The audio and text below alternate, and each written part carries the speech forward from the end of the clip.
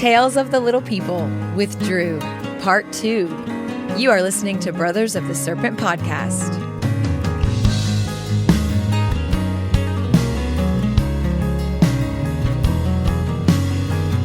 And welcome back, ladies and gentlemen, boys and girls, angels and demons and monsters and serpents. This is Brothers of the Serpent podcast, and we are coming to you not live from the 10 by 10 by 10 Tangent Cube of Science, where we are nestled amongst the dusty bones of an ancient seabed high atop the Edwards Plateau. We got the sands of time going.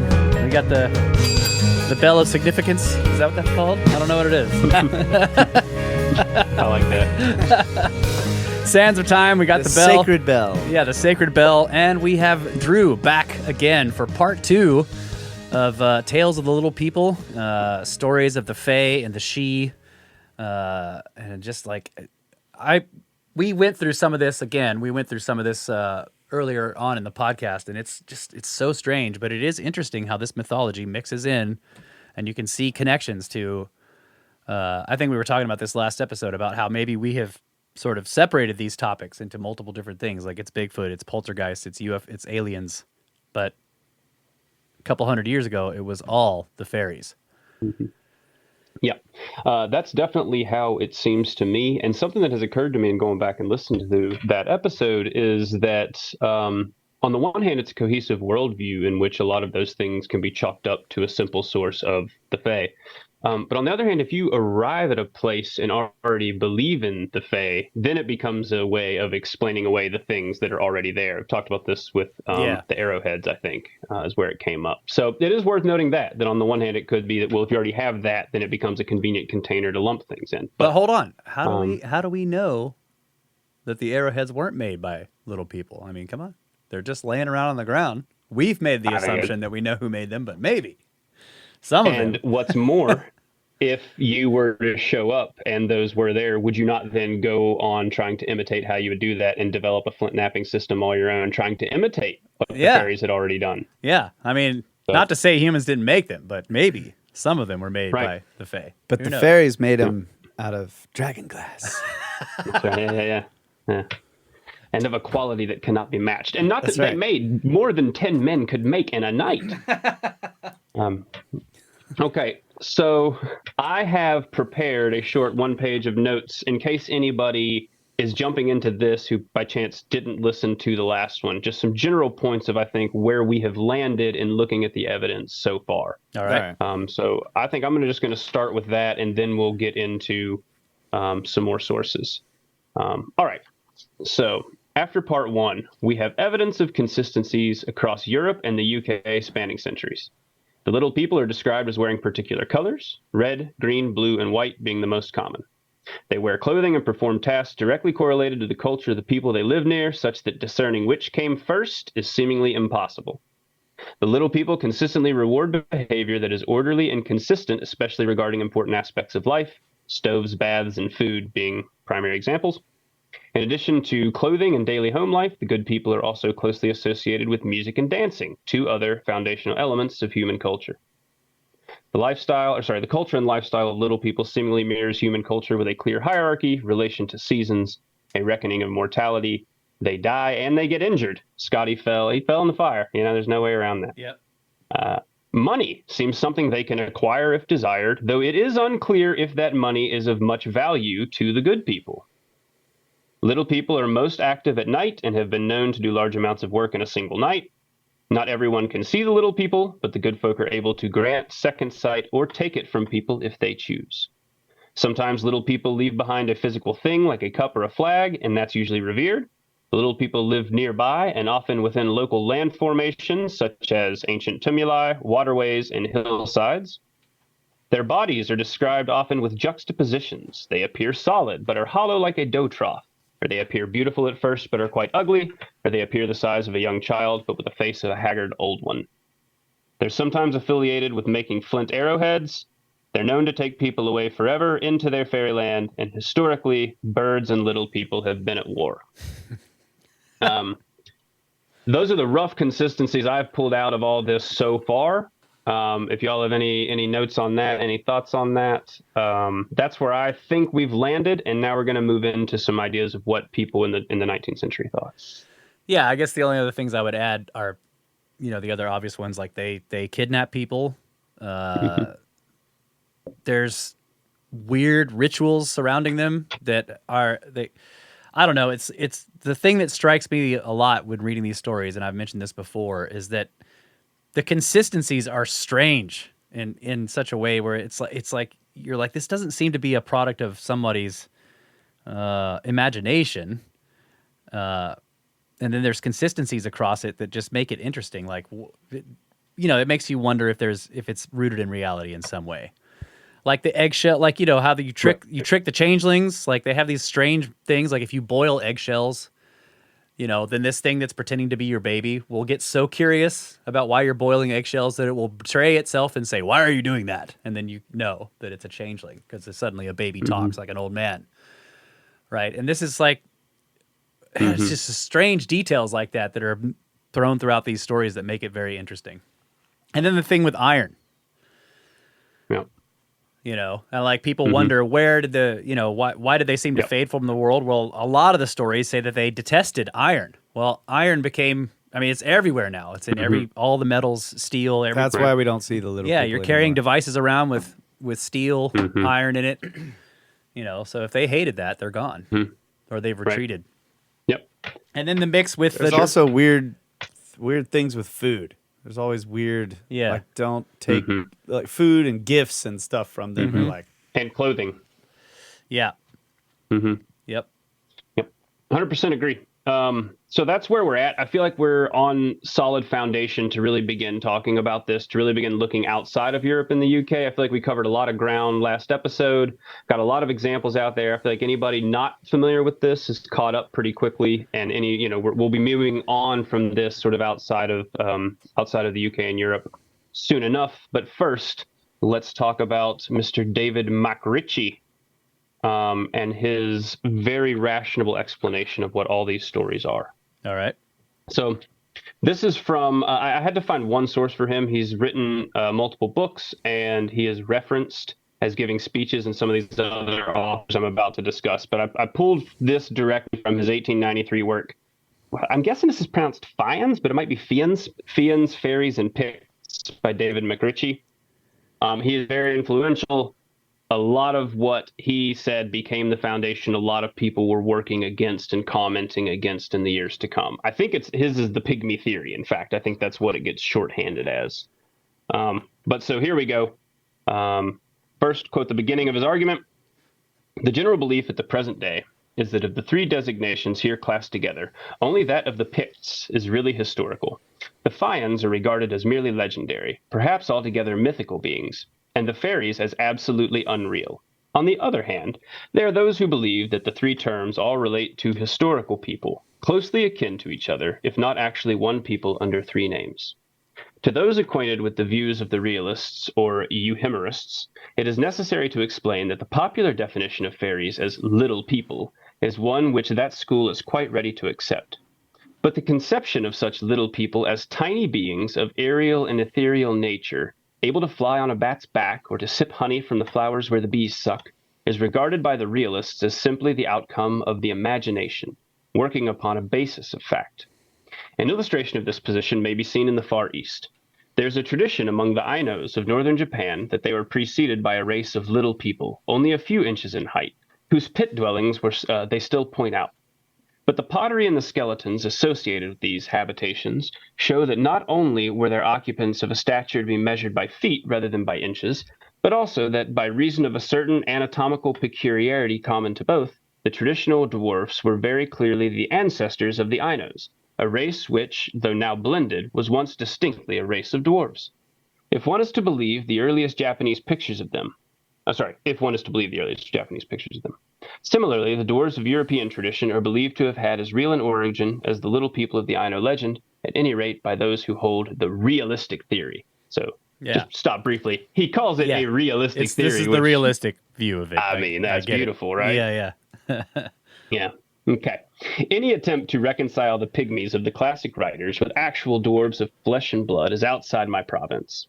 Moreover, this has been admirably, and as it seems to me, successfully done quite recently by M. Paul Moncho in an article in the Revue Historique wherein he compares the traditional and historical descriptions with the statements of modern travelers and draws the inference that the pygmies of the Greek and Roman writers, sculptors, and painters are all derived from actual dwarves seen by their forefathers in Africa and India. Still less doubt is there with regard to the dwarves in ancient Egyptian paintings. And whereas Strabo is, says Moncho, the only writer of antiquity who suggests the existence of the dwarves, all the others are on the side of Aristotle, who says there is no fable. There really exists in that region, the source of the Nile, as people relate, a race of little men who have small horses and who live in holes. And these little men were, of course, the ancestors of Schweinfurth's and Stanley's dwarfs. What's the name of the Egyptian dwarf god? Is it Bet? I can't remember, but I was gonna say on the Nile there. Where is it? I better look it up. Is it People are near? gonna be Is mad. it near I Kamumbo? saw it in the Discord today, and I can't remember now that I'm on the spot. Yeah. Kamambo has depictions of him. Depictions of him. Yeah. Yeah, on the pillars, and he's big burly beard and everything. Yeah, totally looks like a dwarf. Yeah. But although Moncho confines his identification to equatorial Africa and to India, Bess. he does not omit. Yeah. That's it. He does not. Where's the Watcher? Yeah, the Nah. Watcher. Yeah. So the The Watcher Watcher just got home from a long. deployment. Yeah. Okay. Yes. Just re-entered orbit, or is back out in space? Okay. Just got back into normal orbit. From deeper secret outer space. Yeah. Thank goodness. All right. Moncho confines his identification to equatorial Africa and to India. He does not omit to state that Pliny and other writers speak of dwarf tribes in other localities, and among these are the vague regions of the north, designated by the name of Thule. This area, vague enough, certainly, is the territory with which Fiends and Pects are both associated, as also, of course, the fairies of Northern European tradition. The attributes with which the little people of North Europe are accredited cannot be given in detail here. It is enough to note that they were believed to live in houses, wholly or partly underground, the latter kind being described as hollow mounds or hills, that when people of taller race entered such subterranean dwellings, as occasionally they did, they found the domestic utensils of the dwarves were of the kind labeled prehistoric in our antiquarian museums, that the copper vessels which dwarf women sometimes left behind them when discovered surreptitiously milking the cows of their neighbors were likewise of an antique form. Further, that they helped themselves to the beef and mutton of their neighbors after having shot the animals with flint-headed arrows, that melodies peculiar to them are still sung by the peasants of certain localities, that words used by them are still employed by children in their games, and that many families in many districts are believed to have inherited some of their blood. Of this intercourse between the taller races and the dwarves, there are many records in old traditions. In the days of King Arthur, when, as Chaucer tells us, the land was fulfilled of fairy, the knights errant had usually a dwarf as attendant. One of King Arthur's own knights was a fairy. According to Highland tradition, every high caste family of pure Gaelic descent had an attendant dwarf. These examples show the little people is not an unfriendly light. Is a not unfriendly light. But many other stories speak of them as malignant foes and as dreaded oppressors, of which the rational explanation is that these various tales relate to various localities and epochs. So he's really taking a lot of the things that we've been saying are evidence of fairy stories and saying, well, all of those are really explained by the fact that the people that used to live here had those habits. Yeah. So that fairy cup is purely a copper cup that they had left behind. Those Right. songs you learn from the fairies are purely songs from the people who lived here before. All of those traditions that we're saying coming from the fairies, they're saying those aren't the fairies. It's just a group of people. They used to live here, but now they're gone, and we've interbred with them, and that culture is long gone. Yeah. Yeah. The point of all this, continuing in his conclusion here. So I jumped to his conclusion to sort of wrap up, trying to get his whole theory summed up quickly without dwelling on it too much. 'Cause I think we all get what he's trying to say, is that it's all very explainable. Yeah. Okay. The point of all this is that these dwellings, whether above ground or below, are known as Picts' houses, fairy halls, elf hillocks, the hidden places of fiends and fairies. Thus, the three titles which I have shown to be associated in other ways are all given to the alleged builders and occupiers of these very archaic and peculiar structures. It is true that, in their most modern form, some of these dwellings are still inhabited for months at a time, and their inhabitants are neither fiends, fairies, or Picts. But it is among these people that stories of Fians and fairies are most rife, and many claim an actual descent from them. And although they are certainly not pygmies, yet they live in a district in which small type of the heterogeneous nation of ours is still quite discernible, and that part of the island of Lewis, which has longest retained these places as dwellings, is inhabited by a caste whom other Hebrideans described as small and regard as different from themselves. Dr. Beddoe states that the tallest people in the UK are to be found in a certain village in Galloway, where a 6-foot man is perfectly common, and many are above that height. It is quite certain that such men could not nest like sand martins in the holes of the wall described by Captain Thomas. I don't know what that is, but... And in proportion as such Galloway men are the modern Hebridean mound dwellers, so are these to the much more archaic race with whom the oldest structures are associated. For study of the dimensions of these, we will show that they could not have been convinced and would not have been built or inhabited by any but a race of actual dwarves, as tradition says they were. So what he's dwelling on there for those last couple paragraphs, and the actual book comes with a number of pictures, are these Picts houses or Picts dwellings. And they're these sort of small dugout dwellings that you could imagine a small person. It's really like almost camping, almost like a rough camping situation. But those exist. There's no doubt about that. Those are structures that are well documented, and they're ancient structures of some kind. And he's pretty much saying that these explain everything. These were obviously the homes of a primitive race of dwarf people. They used to live here. That was very long ago. All that remains of them are these little stories, right? Yeah. Are these songs? Are these bits of the copper cups and those sorts of things? It's just making me think of That's these. the pygmy theory in a nutshell. It's making me think of these all these little stone chambers up in the Northeast. They're And I started small, thinking of dolmens too, and they have the little tiny round. Yeah. You know, you had a small person, you could get through that. Yeah, Yeah. that's true. Hell, even but yeah, the stone chambers in the Northeast, a lot of the openings are just they're really small, and then you get in there and it's just tiny space. Yeah. Like you know, to think of this place as a dwelling for a human is just like, what are you gonna do? Like, no. Yeah, it's that's it's actually a single person tent size. Yeah. Right. Yeah.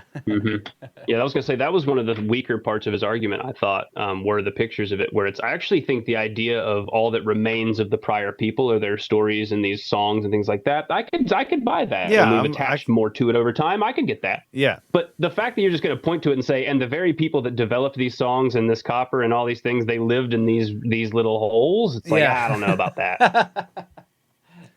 Yeah. Well, I'm thinking about the idea that they weren't just another people, but like the possibility that they were little people. Yeah. Well, that's what he's saying. They were dwarfs, pygmies, right? They were Okay. tiny people. Right. I can't tell. It's this guy's Right. He's So, basically yeah, that saying guy they was weren't. saying- He's saying they're not magical. All this magical stuff is added later after they were gone. Yeah. They basically were a race of humans, hominids that were tiny, like a couple of not inches, but like 3 or 4 feet. But they've since been sort of bred into the current population. Some people are their descendants. Their homes are still around, but they were real hominids, not magical beings. Right. Literal little people, they were not just- good folk. They were just Right. a few feet shorter than the people of the time. Yeah. That's it. Yeah. Very explainable, you see. Yes. Yeah. Okay. So moving forward with a That's much why. more See, fun that's take. why. I'm sorry. That's why Yeah. Anzac 1 Nah, do it. is a child. Right. Anzac 1. It's not a child. It's not a child. It's full Not a grown. child at all. Yeah. Middle-aged woman. Making arrowheads. Oh yeah. Yep. All right. The next work, The Science of Fairy Tales, an inquiry into fairy mythology from 1891, written by Edwin Sidney Hartland. I don't have anything on the author, so don't know him. But anyway. From the author's conclusions, this is some fantastic stuff here. Okay. We have found fairyland very human in its organization. Its inhabitants marry, sometimes among themselves, sometimes into mankind. They have children born to them, and they require at such times female assistance. They steal children from men and leave their own miserable brats in exchange. They steal women and sometimes leave in their stead blocks of wood, animated by magical art, or sometimes one of themselves. In the former case, the animation does not usually last very long, and the women is then supposed to die. The females sometimes in turn become captive to men. Unions thus formed are, however, not lasting, until the husband has followed the wife to her own home and conquered his right to her afresh by some great adventure. This is not always in the story, presumably, therefore, not always possible. On the other hand, he who enters fairyland and partakes of fairy food is spellbound. He cannot return, at least for many years, perhaps forever, to the land of men. Fairies are grateful to men for benefits conferred and resentful for injuries. They never fail to reward those who do them a kindness. They never fail to reward those who do them a kindness, but their gifts usually have conditions attached, which detract from their value and sometimes become a source of loss and misery. Nor do they forget to revenge themselves on those who offend them, and to watch them, when they do not desire to be manifested in a mortal offense. Their chief distinction from men is in their unbounded magical powers, whereof we have had several illustrations. They make things seem other than they are. They appear and disappear at will. They make long time seem short, or short time long. They change their own forms. They cast spells over mortals, and keep them spellbound for ages. Yeah. All these customs and all these powers are asserted of the fairies properly so called. And when we look at the superstitions of other races than the Celts and Teutons, to which our inquiries have been primarily directed, we find the same thing asserted of all sorts of creatures. Deities, ancestors, witches, ghosts, as well as animals of every kind are endowed by the belief of nations all over the world with powers precisely similar to those of the fairies, and with natures and social organizations corresponding with those of men. These beliefs can only be referred to the same origin as the fairy superstitions, and all arise out of the doctrine of spirits, the doctrine of transformations, and the belief in witchcraft held by savage tribes. So, Edwin Sidney Hartland is on our squad. Absolute snake, bro. Absolute Sounds snake. like it. This is. I mean, this also reminds me of the jinn as described in the.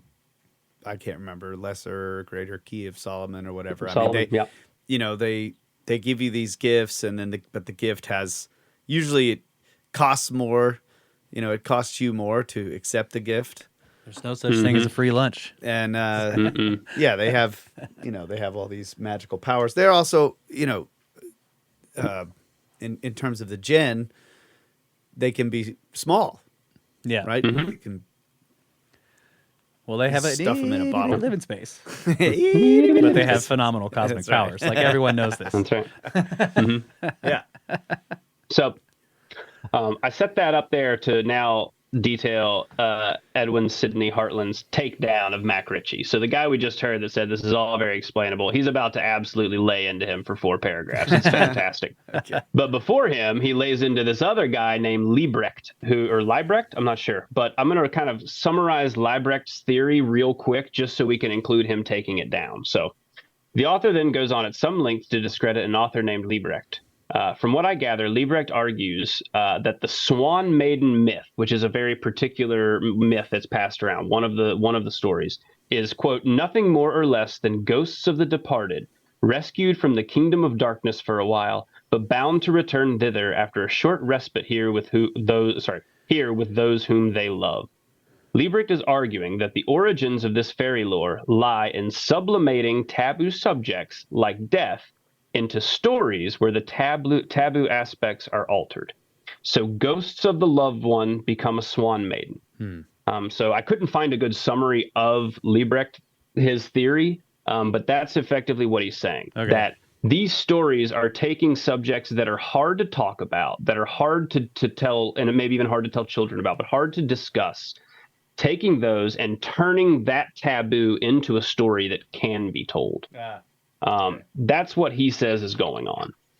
And now let's listen to... I like the opposite way of doing it. You just take a normal, everyday story that people think, or everyday reality, and make it terrifying. Yeah. I think those we can all get those are behind my that. favorite kinds.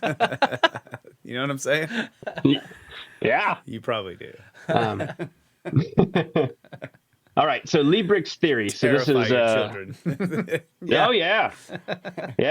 You see that thing in the sky? It's killing us all very slowly. Sorry. But it loves us. And it wants us to be happy. Okay. So Liebrecht being taken down by Edwin Sidney Hartland. Liebrecht's theory is indeed an admirable illustration of the danger of reasoning without a sufficiently wide area of induction. Liebrecht's mistake on the present occasion was twofold. He only dealt with one, or at most two types of a myth, and he ignored the savage variants.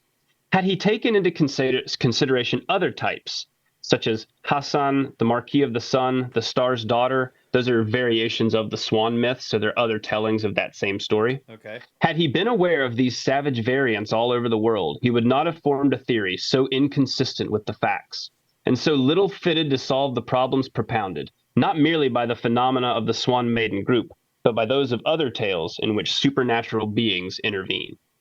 So he's pretty much saying, like, yeah, if you cherry pick your evidence, that sounds reasonable, but if you look at the breadth of evidence, that's nonsense. Yeah. This this reminds me of something Bosley talked about the destruction of the philosopher scientists, like the loss of these kind of people that happened Right. at the end of the, I guess, what was it, the end of the Renaissance? Mm-hmm. But they were philosophers, like alchemists, but also trying Right. to use empirical studies and everything like that. But they were well versed in mythology and all this kind of stuff, and that went away. And then you had this long period where Compartmentalization. and there was a long period where they spent a lot of time like, let's look at these old stories and just from the modern view take them down using science. Like basically the first sculptards were born during this, right? And Bosley Bosley was just basically saying, science got filled with weenies, right? People that are bean counters what? Yeah, the weenies. Yeah, he called them the weenies, like the bean counters, the button pushers, the people, but they weren't wide thinkers, weren't able to like step outside of this, let's cram everything into this little narrow materialistic rational view. So it sounds like I forgot the name of it. Heartland is Heartland is like doing a takedown of what he sees as a weenie. This guy, he's just like, come on. Know all the stories before you decide that you're going to cram it into your rational materialist worldview. Yep, That's great. Absolutely. Yeah. So now he's going to do it to Liebrecht also? Now he's going to take down. That was Liebrecht. Now he's taking down Mac Ritchie. Oh, okay, so right. Mac Ritchie, and so the reason I'm doing this, Mac Ritchie is the heavyweight. Like he's taking paragraphs to take him down. The next person I'm going to talk about goes on at length about how Mac Ritchie is right, despite then presenting evidence that's anyway. Yeah. Mac Ritchie's it's a huge pillar. That's the thing I was going to. What you're talking about with the weenies, it's worth noting. I would argue that there are a lot of institutions, in particular academic institutions, that reinforce the weenies. Yeah. That is the thing, is that if you're a weenie from within the paradigm, you've got job security, bro. That's right. Exactly. They put him in a little bun. Now they reinforce him. 2 finger guns on that one, buddy. That's so good. That is so good. I thought about this too. These aren't puns. They're good jokes for good people. Yeah. Damn right. All right. Good jokes for good folks. Good jokes for good folks. All right. Now let's listen to somebody from 120 years ago bash somebody else from 120 years ago. Yes. All right. Yeah. Lastly, a few words must be expended. I think this is actually the conclusion of his book too, which is fascinating as So, lastly, a few words must be expended on a totally different theory lately put forward to by Mr. Mac Ritchie. This theory is not altogether a new one. It has been before the world for many years, but Mr. Mac Ritchie has, first in the Archaeological Review, and since then more elaborately in a separate book entitled The Testimony of Tradition, worked it out and fortified it with an array of arguments, philological, historical, topographical, and traditional. He claims to have established that the fairies of the Celts and Teutonic races are neither more or less than the prehistoric tribes whom they conquered and drove back, and whose lands they now possess.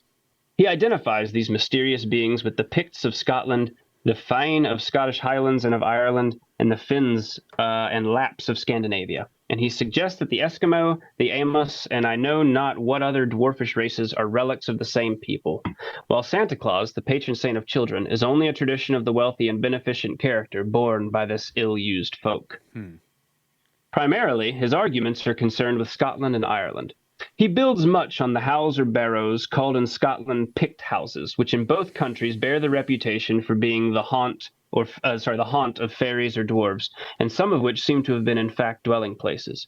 He quotes Dr. Carl Blinn to show that Finns intermarried with the Shetlanders, and that they were believed to come over in the form of seals, casting aside their sealskins when they landed. In this connection, he relates how the Finn women were captured by taking possession of their sealskins, without which they could not get away from their captors. But he also shows that illimitable riches and magical powers were ascribed to the Picts and to the Finns, and that the Lapps were preeminent in witchcraft. I do remember this. Sorry, I do remember this sealskin story. Is this would be one of the seal maidens, right? Or is this one of the maiden stories? But like the guy gets her skin and then she can't leave him. She's trapped. Right. And he's like a hunter or something, and he keeps her for 10 years, and then she finally manages to escape.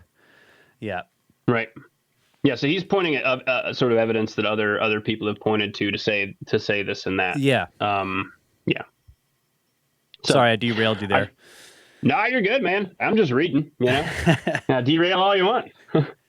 I shall leave it to Celtic scholars to deal with Mr. MacRitchie's remarkable etymologies and with his historical arguments, confining myself to one or two observations on the traditional aspect of the theory. Now I should be the last to undervalue any traces of history to be found in tradition. I have elsewhere drawn attention to the importance of the study of this element in folk tales, and I am quite ready to admit that nothing is more likely than the transfer to the mythical beings of Celtic superstition of some features derived from alien races.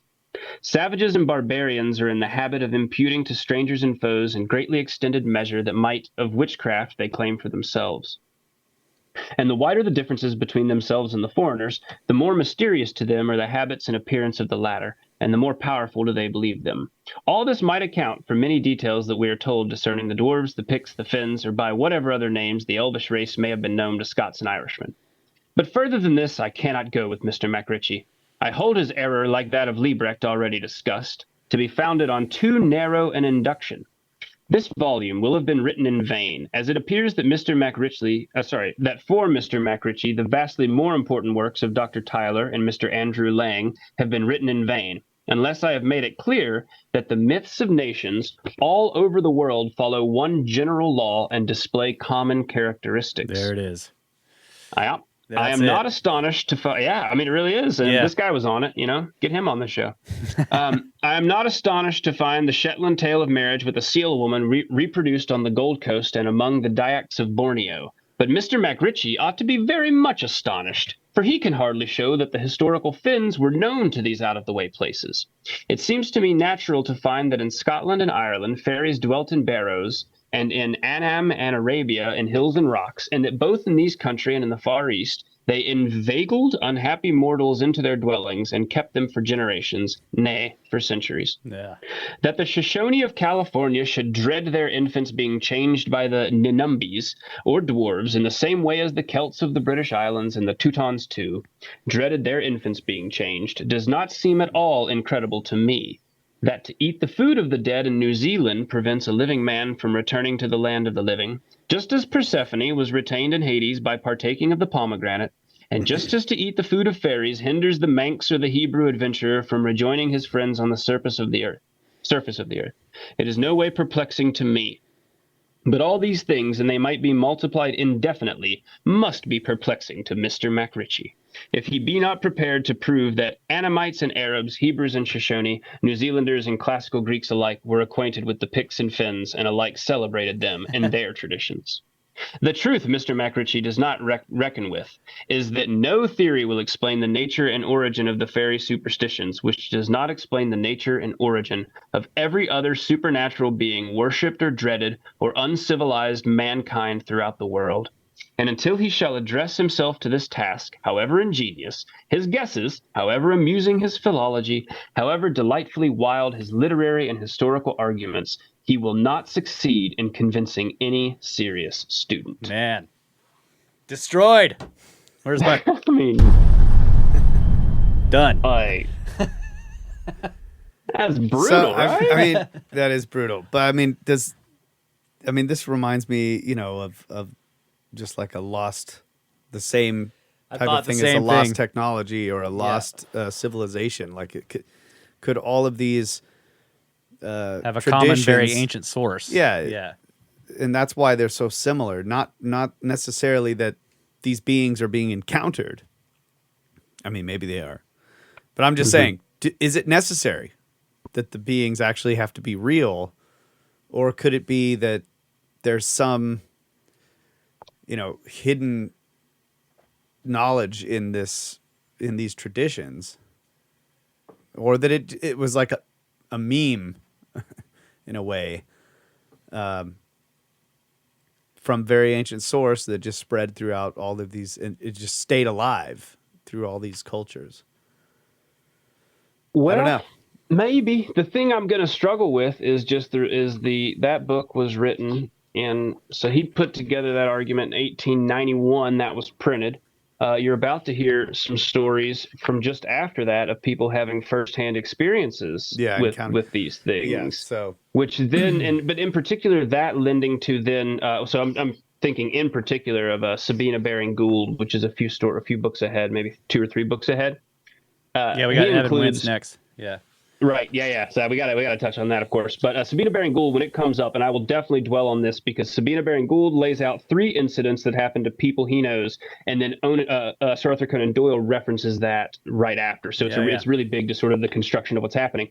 But all that's to say, I think I wouldn't have a problem with elements of that. I thought that was the strongest bit of Matt Ritchie's argument, is the idea that these are stories that have been handed from prior peoples, and that is what remains. I just don't then know what to do with the firsthand experiences that are ongoing. Yeah, firsthand experiences are difficult, but also, like Kyle's basically saying, you take a bit of what Matt Ritchie is saying and then take it further. Say, like, we've talked about this many times on the show, that there's some incredibly ancient source, like Hamlet's Mill style. They're saying, look at all these myths. They all over the world, they have all these common elements. The only rational explanation is that they all stem from some common, very ancient source of some civilization that's completely lost. Right. Yeah. Yeah. Now, maybe they're also telling the truth. Yeah. Right. And like, in other words, can be both things. They're not mutually exclusive. Like, yeah, I'm trying to think of, like, does the truth have to be that there is some race of supernatural beings, or is it some other phenomenon that the stories are sort of trying like highlighting, and these encounters sort of have that phenomenon as a part of them because it is something real. In other words, like Hamlet's Mill was talking about a interesting description of this astronomical phenomenon, but using all of this very anthropomorphized stories and stuff like that to describe it. So it's like maybe these gods and stuff aren't actually man-like beings going around shooting lightning bolts and stuff, but it's describing something like forces real of nature. Yeah. Mm-hmm. So I don't know. I'm throwing that out there. So it could be the same thing. As a person who doesn't know anything about this subject. It could be the same thing, that the Fae represents some kind of natural force, or natural phenomena that has been anthropomorphized into the stories. But people encounter these beings, and then they have these stories about the beings, and I wonder, as a skeptic, like, have they grown up with these types of stories, and so they sort of imprint on whatever the phenomena is their idea of what something. Yeah, so now you're going into co-creation. Yeah, yeah, because that seems to be part of the similarity here between, like, the stuff that Marty's talking about and the encounters with the Fae folk. I don't know, just throwing it out there. That's something to think about. And it's break time. It could be. We breaking? Yeah, it's break time. But you got thoughts? What do you think? Let's hear what you think. But no, he's got no thoughts. I'm thoughtless. My only real thought with that, well, two of them. We'll do this in 2 thoughts. I have no problem believing in a natural phenomena that is hard to explain and consistent but infrequent, and the sort of thing that then gets anthropomorphized when it's told. Yeah. I even could go so far as imagining a natural phenomenon that can suddenly manifest in a way that visually looks a lot like a human in some bizarre way. I don't know how, but maybe, Yeah. right? Yeah, so maybe I could see that. I don't have a problem with that for sure. I had one other point, and now I've lost it. Well, it is a question. Is like, are there phenomena that you can encounter? Yeah, but I'll say this: like, are there phenomena that you can encounter that are so strange that the only way you can remember them is to sort of Right. anthropomorphize them? Like, in other words, it is a co-creation. It may be happening completely in your head. Like, Right. again, I would reference the story of, what was that guy's name? There was a documentary made about him, and he apparently encounters some craft with beings on it, but he talks about his grandfather, and he talks about the thing being like a house Right. or That was the a tractor. Witness to Another World. Yeah, I Witness believe to was the Another name of World. it. Like he uses, but this may be just a problem with translation. He's trying to describe it, and these are the words he knows, and then that's what gets embedded to the story. So he says it's kind of like a house or a tractor, and that's his way of saying it's a big machine that people are inside of, right? And I wouldn't have a problem extending that all the way to when this phenomena shows up, you can co-create it into looking like a little human who's dressed kind of like someone like you. Yeah, I could see that if it's going to be a house, if you're going all the way and that's part of nature, that's a natural phenomena, however inconsistent or you know what I mean? yeah. I could see that. I wouldn't have a problem with that. I would then want to set up a new set of like experiments to figure out what in the hell that means. Yeah. Because that's bizarre and hard to wrap your head around. And it The could other be. thought I had that. Oh, go ahead. ahead. Okay. All right. Well, it could be pure, like, interactions between consciousness. That's the other thing, is like, if you want to go in that direction, like, is there a consciousness to nature and the earth itself? Sure. And even could a place of tumult, right? Could Yeah. it have an egregore that's sitting there waiting? Yeah. And when things are right, your consciousness and the consciousness of the egregore that sits there from all the human experience that has collected, could that manifest itself into some way? Yeah. I mean, it's ridiculous, and I feel like, hey, I could buy that. Yeah, I could yeah, totally yeah, buy yeah. that, Russ. It's Right. reasonable. Sure. Yeah. We could, Sure. That's great. It's definitely a Yeah. possibility. Yeah. No, my thought was going back to your question of could there be an ancient civilization as the source of all this that explains the consistency? The only problem I have with that is the inclusion of the word lost. I would argue that's entirely possible, but that's an ancient civilization that ain't gone nowhere. Because we're still experiencing it. Yeah. We're still experiencing it consistently across society. Now, we may not be experiencing it or revering it in quite the same way, and it may not be spread around the population in quite the same way. But I would argue whatever it is, as ancient as it might be, it's alive and well. Well, I've yeah, got but- evidence for that later. The civilization that described it That's is what lost. that's what I was. Right. meaning. The phenomena they were describing is still around. That's the difference there. Well, but they seem to be some people today still experiencing it, still experience it with the same sorts of weirdness that, Yeah. you know what I mean? It's Exactly. That's what I'm saying. Yeah. It's yeah. Yeah. Yeah. All right, So if it is, it's still here. we'll take a break, and we'll have more on that when we get back. Yeah.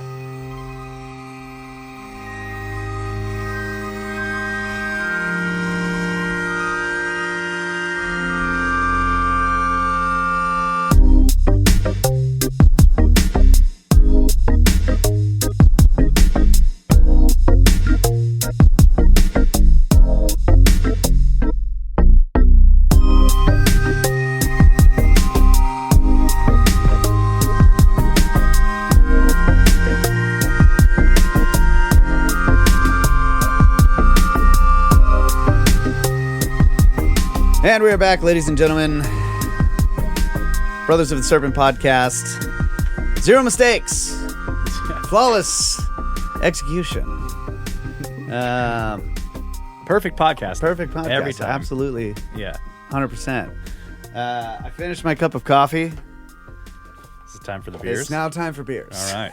Good deal. Ooh, I had good time, man. a long day at work, and I had to wake up before drinking the downer. Did you want one? Sure. Okay. Damn it. It's one less for me.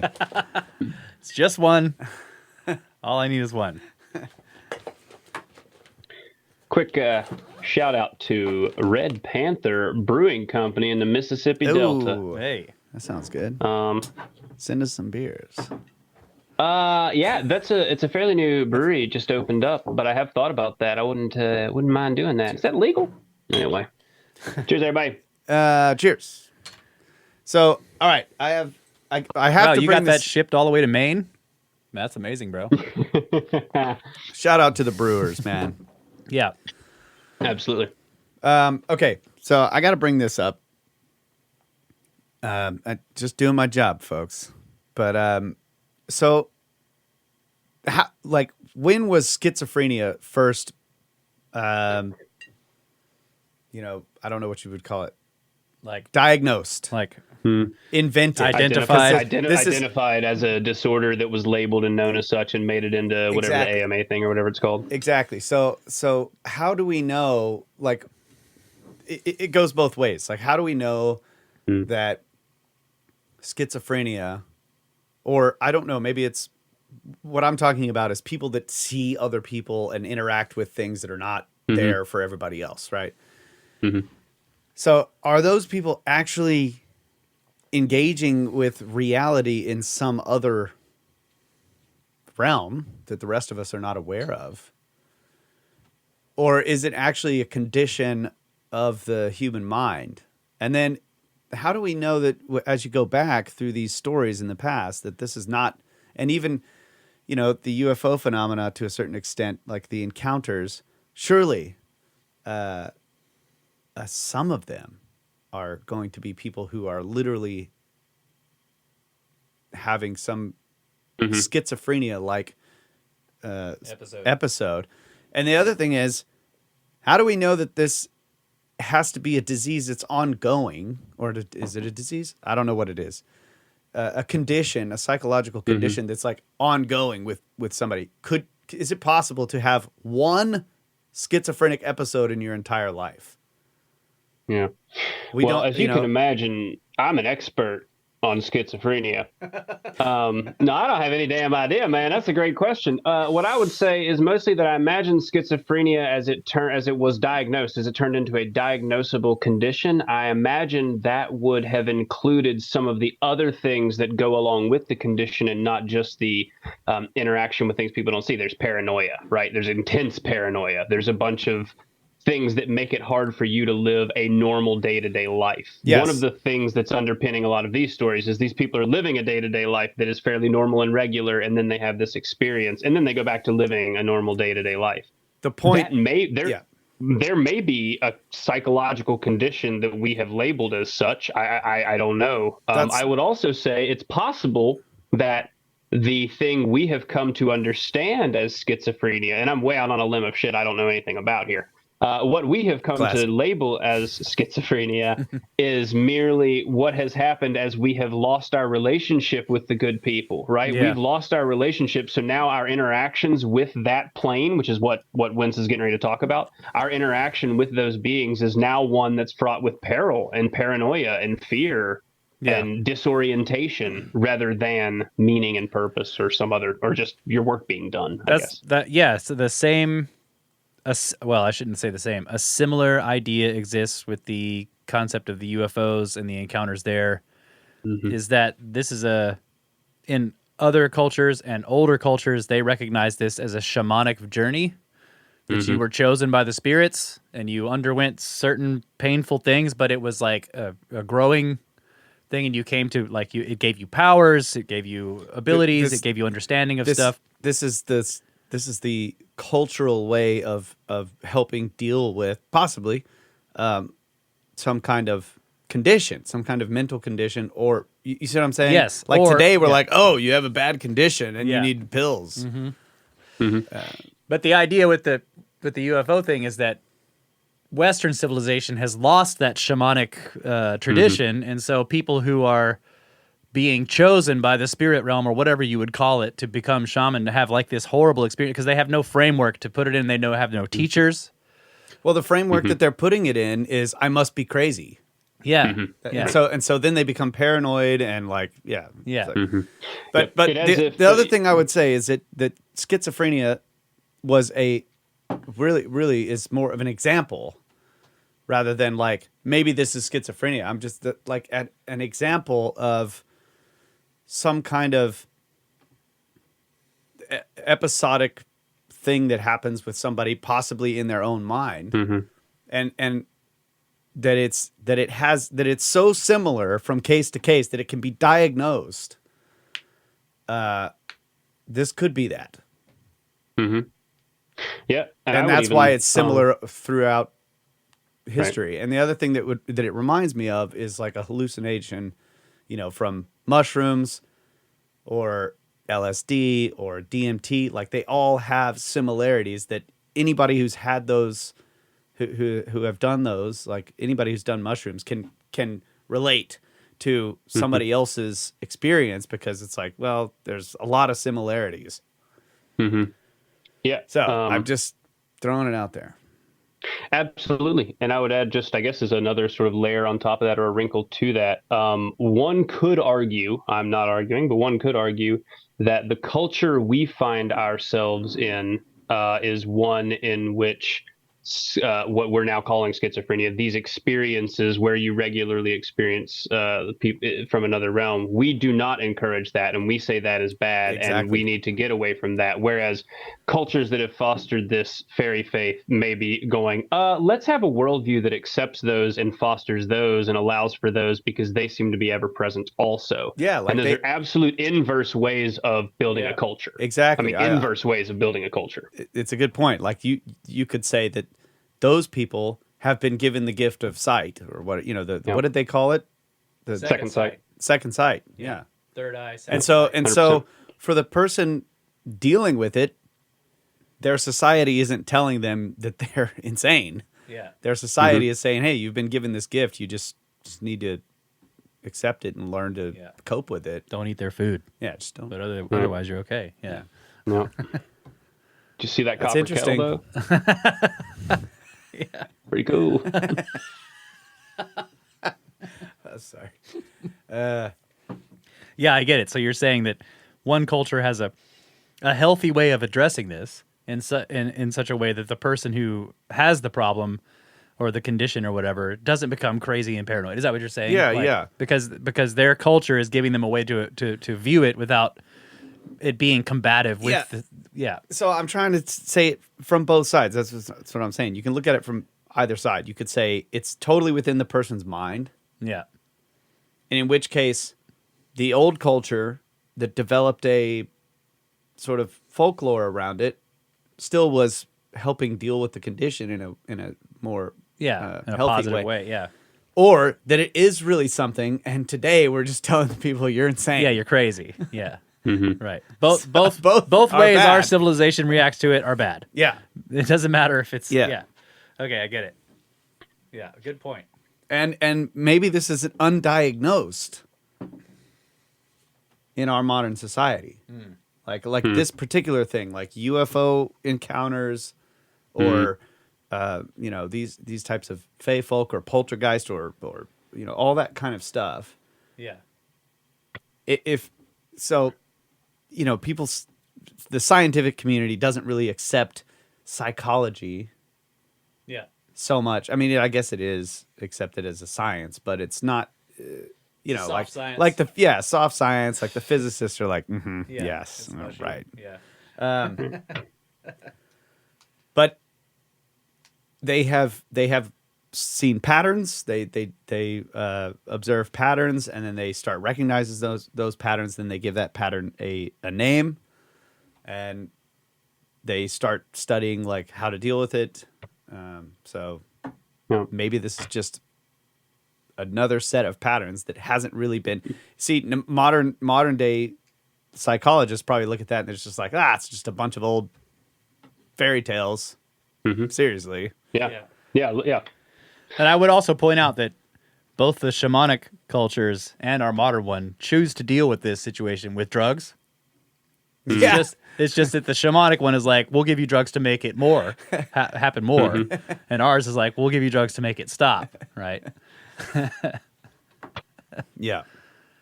Excellent. I also really like the idea of like second sightism becoming a diagnosable condition so that we can finally get some commercials on TV. Like, symptoms include seeing Sasquatch, missing time, mantis Dude, people in yeah. your night. You Yeah. know what I mean? Like, yeah. Yes. There- Let's diagnose it. There are some pretty freaky schizophrenia commercials.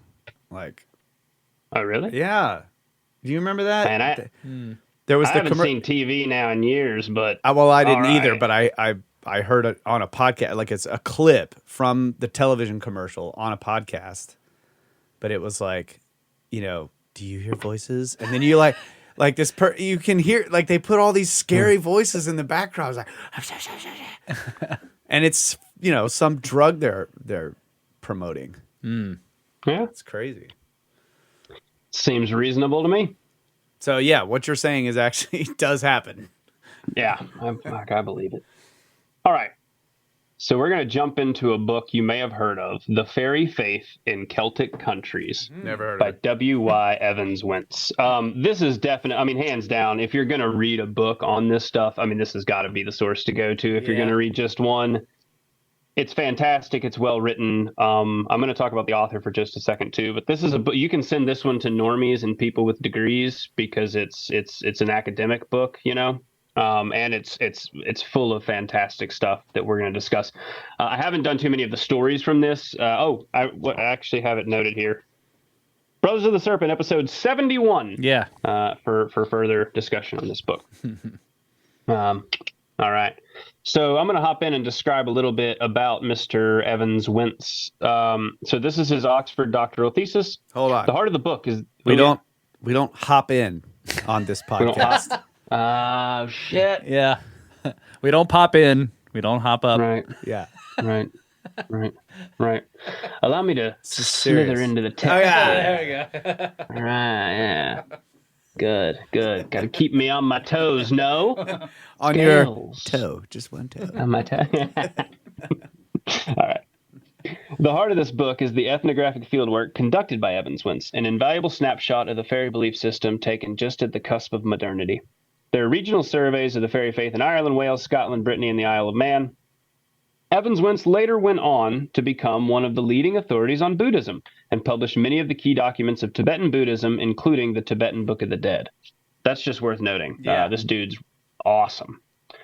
He examines each of the hypothetical explanations of the fairy phenomena. Among these are the theories that fairies were a reclusive race of dwarves, that they are disembodied spirits, or that they are figments of our imagination.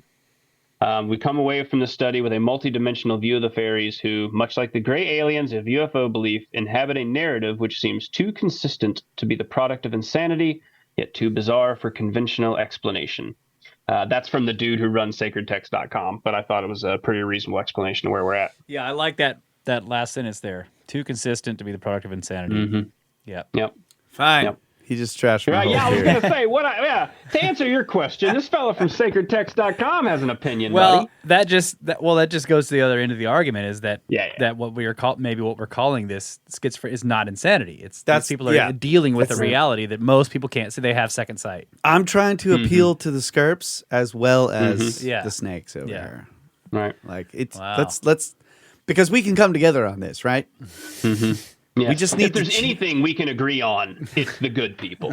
We can just change the way we deal with these conditions or realities in a positive way. All the work will be done in the night. Yeah. The excerpt I'm about to quote is from Section 3, The Cult of Gods, Spirits, Fairies, and the Dead, specifically Chapter 8, called The Testimony of Archaeology. The chapter begins. In this chapter, we propose to deal with the popular belief among Celtic peoples that tumuli, dolmens, menhirs, and in fact most megalithic monuments, prehistoric or historic, are either the abodes or else the favorite haunts of various orders of fairies, of pixies in Cornwall, of corrigans in Brittany, of little spirits like pygmies, of spirits like mortals in stature, of goblins, of demons, and of ghosts. Interesting attempts have been made to explain this folk belief by means of the pygmy theory of fairies, and this folk belief appears to be almost the chief one upon which the theory depends. As was pointed out in the introduction, possibly one of the many threads interwoven into the complex fabric of the fairy faith round an original psychical pattern may have been bequeathed by a folk memory of some unknown, perhaps pygmy races, which may have inhabited underground places like those in certain tumuli. But even though the pygmy theory were altogether accepted by us, the problem we are to consider would still be an unsolved one. For how explain by the pygmy theory why the folk memory should always run in psychical channels, and not alone in Celtic lands, but throughout Europe, and even in Australia, America, Africa, and India? Archaeological researchers have now made it clear that many of the great tumuli covering dolmens or subterranean chambers, like that of Mont Saint-Michel at Karnak, for example, were religious and funeral in their purposes from the first, and therefore the pygmy theory is far from a satisfactory or adequate explanation. To use the inquiry is similar to an investigation into the reasons why ghosts should haunt a house, whereas the supporters of the pygmy theory forget the ghosts and tell all about the people who may or may never have lived in the haunted house and who built it. The megaliths, in the plain language of the folk belief, are haunted by fairies, pixies, korrigans, ghosts, and various sorts of invisible beings. Like the Psychical Research Society, we believe there may be, or actually are, invisible beings like ghosts, and so propose to conduct our investigation from that point of view. If there's no comments on that, I'm just going to keep plowing through for his description of this. I give him a lot of credit for trying to offer up an explanation. We can discuss it once we get through it here. That's the author's response to the ideas put forth. I'm just going to skip. Am I saying anything important here? Nah. All right, moving on. Quoting him. You don't need what I said. We'll just quote the author. All right.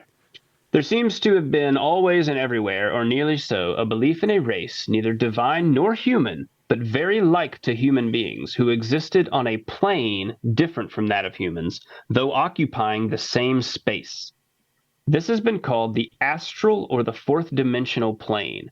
Why astral? Why fourth dimensional? Why plane? Are questions the answers to which do not matter. And I do not attempt to defend the terms, but you must call it something. I like that. This is the belief to which Scott refers in the introduction to The Monastery as the beautiful but almost forgotten theory of astral spirits or creatures of the elements, surpassing human beings in knowledge and power, but inferior to them as being subject, after a certain space of years, to a death which is to them annihilation. The subdivisions and elaborations of the subject by Paracelsus, the Rosicrucians, and the modern Theosophists are no doubt amplifications of that popular belief, which, though rather undefined, resembles the theory of these mystics in its main outlines, and was probably what suggested it to them. These beings are held to be normally imperceptible to human senses, but conditions may arise in which the astral plane of the elementals and that part of the physical plane in which, if one may so express it, some human being happens to be, may be in such a relation to one another that these and other spirits may be seen and heard. Some such condition is perhaps described in the story of Balaam the soothsayer, in that incident when the Lord opened the eyes of the young man, and he saw, and behold, the mountain was full of horses and chariots of fire round about Elisha, and possibly also in the mysterious sound of a going in the tops of the mulberry trees, which David heard. But no doubt in these cases it was angels and not elementals. It may also be allowable to suggest without irreverence that the gospel stories of the Transfiguration and Ascension are connected with the same idea, though the latter is expressed in the form of the geocentric theory of the universe. The Cornish Pisky stories are largely made up of instances of contact between the two planes, sometimes accidental, sometimes deliberately induced by incantations or magic eye salve. Yet with these stories are often mingled incidents that are not preternatural at all. How, when, and why this belief arose, I do not pretend even to conjecture. But there it is, and though of course the holders of it do not talk about planes, that is very much the notion which they appear to have. I do not think that the Piskies were ever definitely held to the spirits of the dead, or held to be the spirits of the dead. And while a certain confusion has arisen, as some of Mr. Wynne's informant show, I think it belongs to the confused eschatology of modern Protestants. To a pre-Reformation Cornishman, or indeed to any other Catholic, the idea was unthinkable. Oh boy. Justorum anime in manu dea sunt, et not tanget illus tormentum malite, visi sunt oculis incipientem morai, ili autem sunt in pace. Nice. Oh, gee. Okay. So that was Latin. I took a real hard swing at that guy. So anyway, that was Latin. I translated that via the Googles as, the souls of the righteous are in the hand of God, and the torment of malice shall not touch them. They were seen to die by the eyes of fools, but they are in peace. Anyway, that and the transmigration of the souls of the faithful departed into another order of beings, not disembodied, because never embodied was to them impossible. Such a notion is on par with the quaint but very usual hope of the modern evangelical Christian, so beautifully expressed in one of Hans Andersen's stories that his departed friends are promoted to be angels.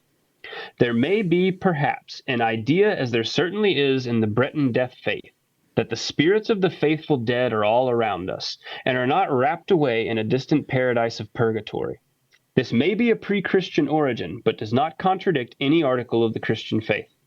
The warnings, apparitions, and hauntings, the calling of the dead at sea, and other details of Cornish death legends seem to point to a conception of a plane of the dead, similar to, but not necessarily identical with that of the elementals.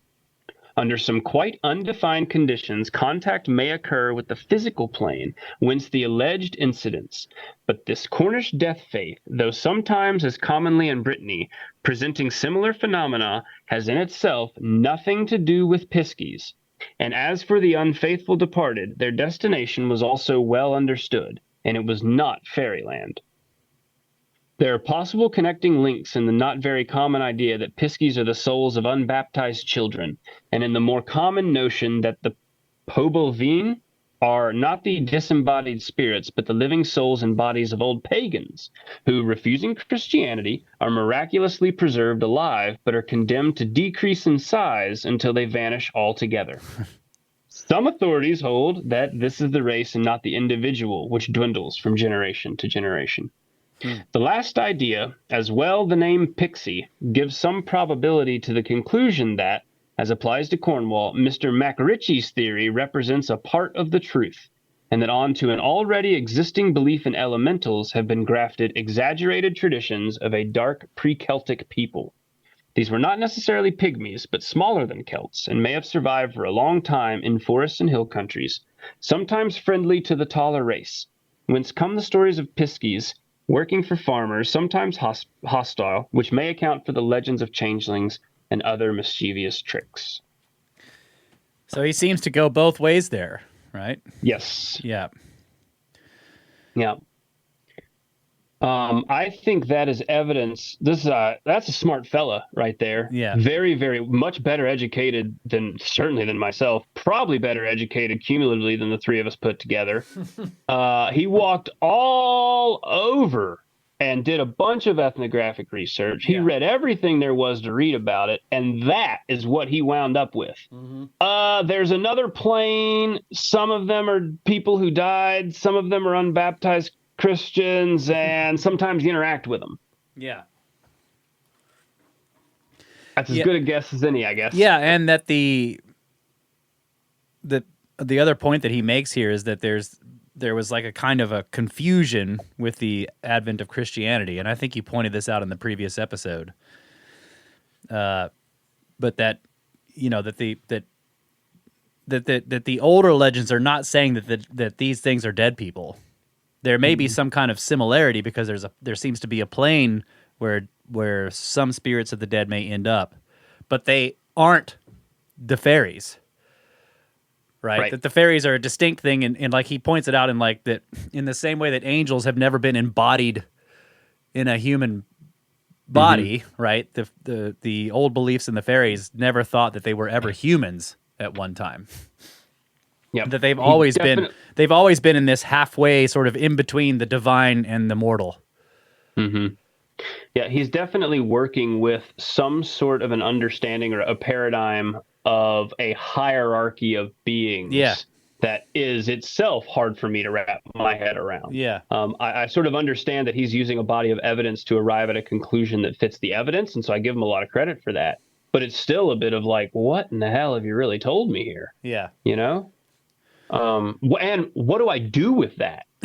You know?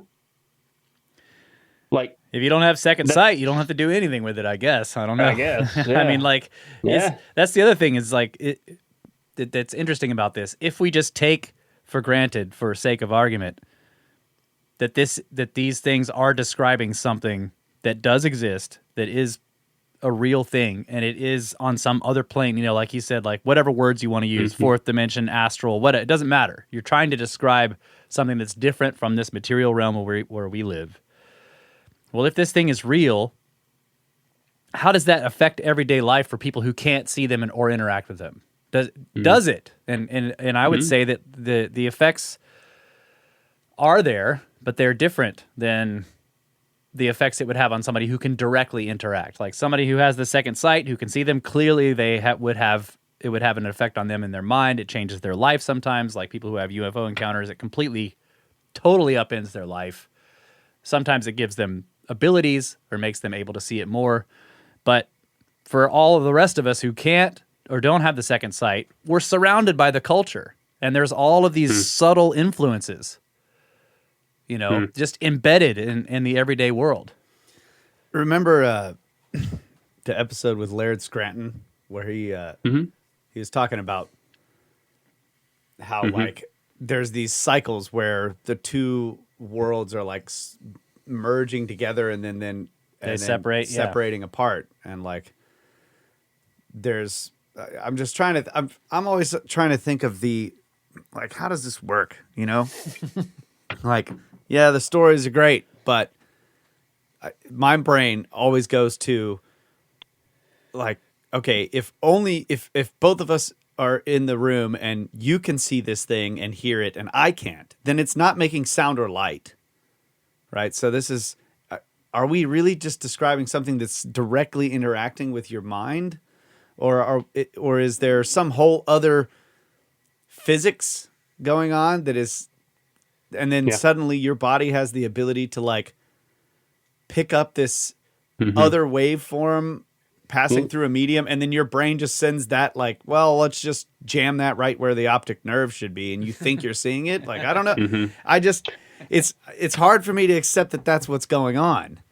Right. I Evans think like, Wentz is, oh, good. well, I'm comparing it like right now into the idea of like hallucinations from psilocybin, for example, that I can see stuff that's not actually there, right? But so what does that mean? Is it purely in my mind, or is that some other? Is this just like who is the one that's just like detuning your brain or tuning your brain to a different channel? Oh yeah, that's I can't. Spirit molecule guy. Yeah, but you could set up all these Straussman. instruments and you could record it, and of course the instruments won't pick up what I'm seeing. So it's like, what is really going on? Is the interaction out in the world and you're picking it up, or is it directly through your consciousness that this engagement is happening? And that's why it gets even weirder with the fairy stories where like they want a midwife, right? And he's like, but in order to, so they sense a servant, somebody who has a human with second sight, and the servant is like, you have to put this salve under, like rub it under this eye, and then that eye can see the fairy realm while the salve is there, right? Yeah. But only that eye. And then, of course, the woman, a lot of the stories, the woman goes and she delivers the baby, and then the fairy lord, the one whose baby was being delivered, like plucks her eye out before sending her back because he doesn't want her to see it anymore. Golly, just wipe the salve off. No, just he's like pulls it out of there. Jeez. Last time I helped you. But yeah, the other aspect of, that I'm thinking about is this idea of these merging worlds and then diverging over time. And the fact that, like what you're saying, that it doesn't affect everybody, except that the lore and these traditions are like heavily embedded in every single society on the planet. Yeah. Is this a remnant from a time when the worlds were merged? Merged. Yeah. Okay. Well, I would just point out that according to Evans Wentz, within that worldview that he's working with, that other plane is consistent. There's an ongoing reality that is consistent there. You're not just getting a glimpse of it and then a glimpse of another thing and a glimpse of another thing. You're getting a glimpse of an ongoing reality. Yeah. You know what I'm saying? Yeah. So that is a plane of hierarchy and consistency. So, And so yeah, I want to take this. according to him, it is Okay. a consistent world that is different, and sometimes we interact with it. Yeah. Yeah, for sure. And it has its own history and its own characters, and Right. like people from different places will like. It's weird how they get interactions that will like match Right. each other. Yeah. You know? Yeah. Yeah. I was I feel just like if thinking you like, ever, like- an interesting thought experiment would be to like, look, let's imagine a world where everyone's everyday conscious experience is like a mushroom trip. Mm-hmm. So we're all living life together and no one's actually doing a drug or anything, but this is how you experience the world. And so we would all agree that like, yes, the tree is a snake and whatever, you know, we'd all agree. But then if we like built machines, We would not To look at build the tree. machines. We would not build machines, bro. you can't say that, bro. We built, Ah! so we like, you know, we invent photography and then you look at the picture that you just took and you see the snake because it's, And it's also worth noting the mushroom, the psychedelic. you don't know that experience, it's and not in similar the to Wentz- picture. Well, because, and it's worth noting. Similarly, if you were to imagine you were to eat psychedelics once a year on the same date, right? Each time you did that, you'd probably have that feeling of being like, "Oh shit, here we go again." Yeah. And I bet that's how those people who believe in fairies feel when they have another interaction. They go, "Oh shit, here we look, it's going again. That's that whole Yeah. thing. That other plane is here again." Yeah. Could be. I'm trying to point out that like, would we ever know that the way we think we're experiencing the world, even if we built all of these scientific observational like devices, that they're not picking up that stuff? Right. Because no matter what, when we go to analyze the data, we're analyzing it from that state of mind. Yeah. Right. But as soon as somebody So showed up that- in your community who was not tripping balls and they were like, "Guys, that is not what it looks like. It looks differently to me." Your culture now has to choose whether or not to tell that person they're not seeing reality right, Yeah, or to they're tell insane. them they need to. Yeah, Yeah. exactly. What do you mean that's not a snake? You're Yeah. like, no, Right. it's just some kind of plant. Yeah, so I guess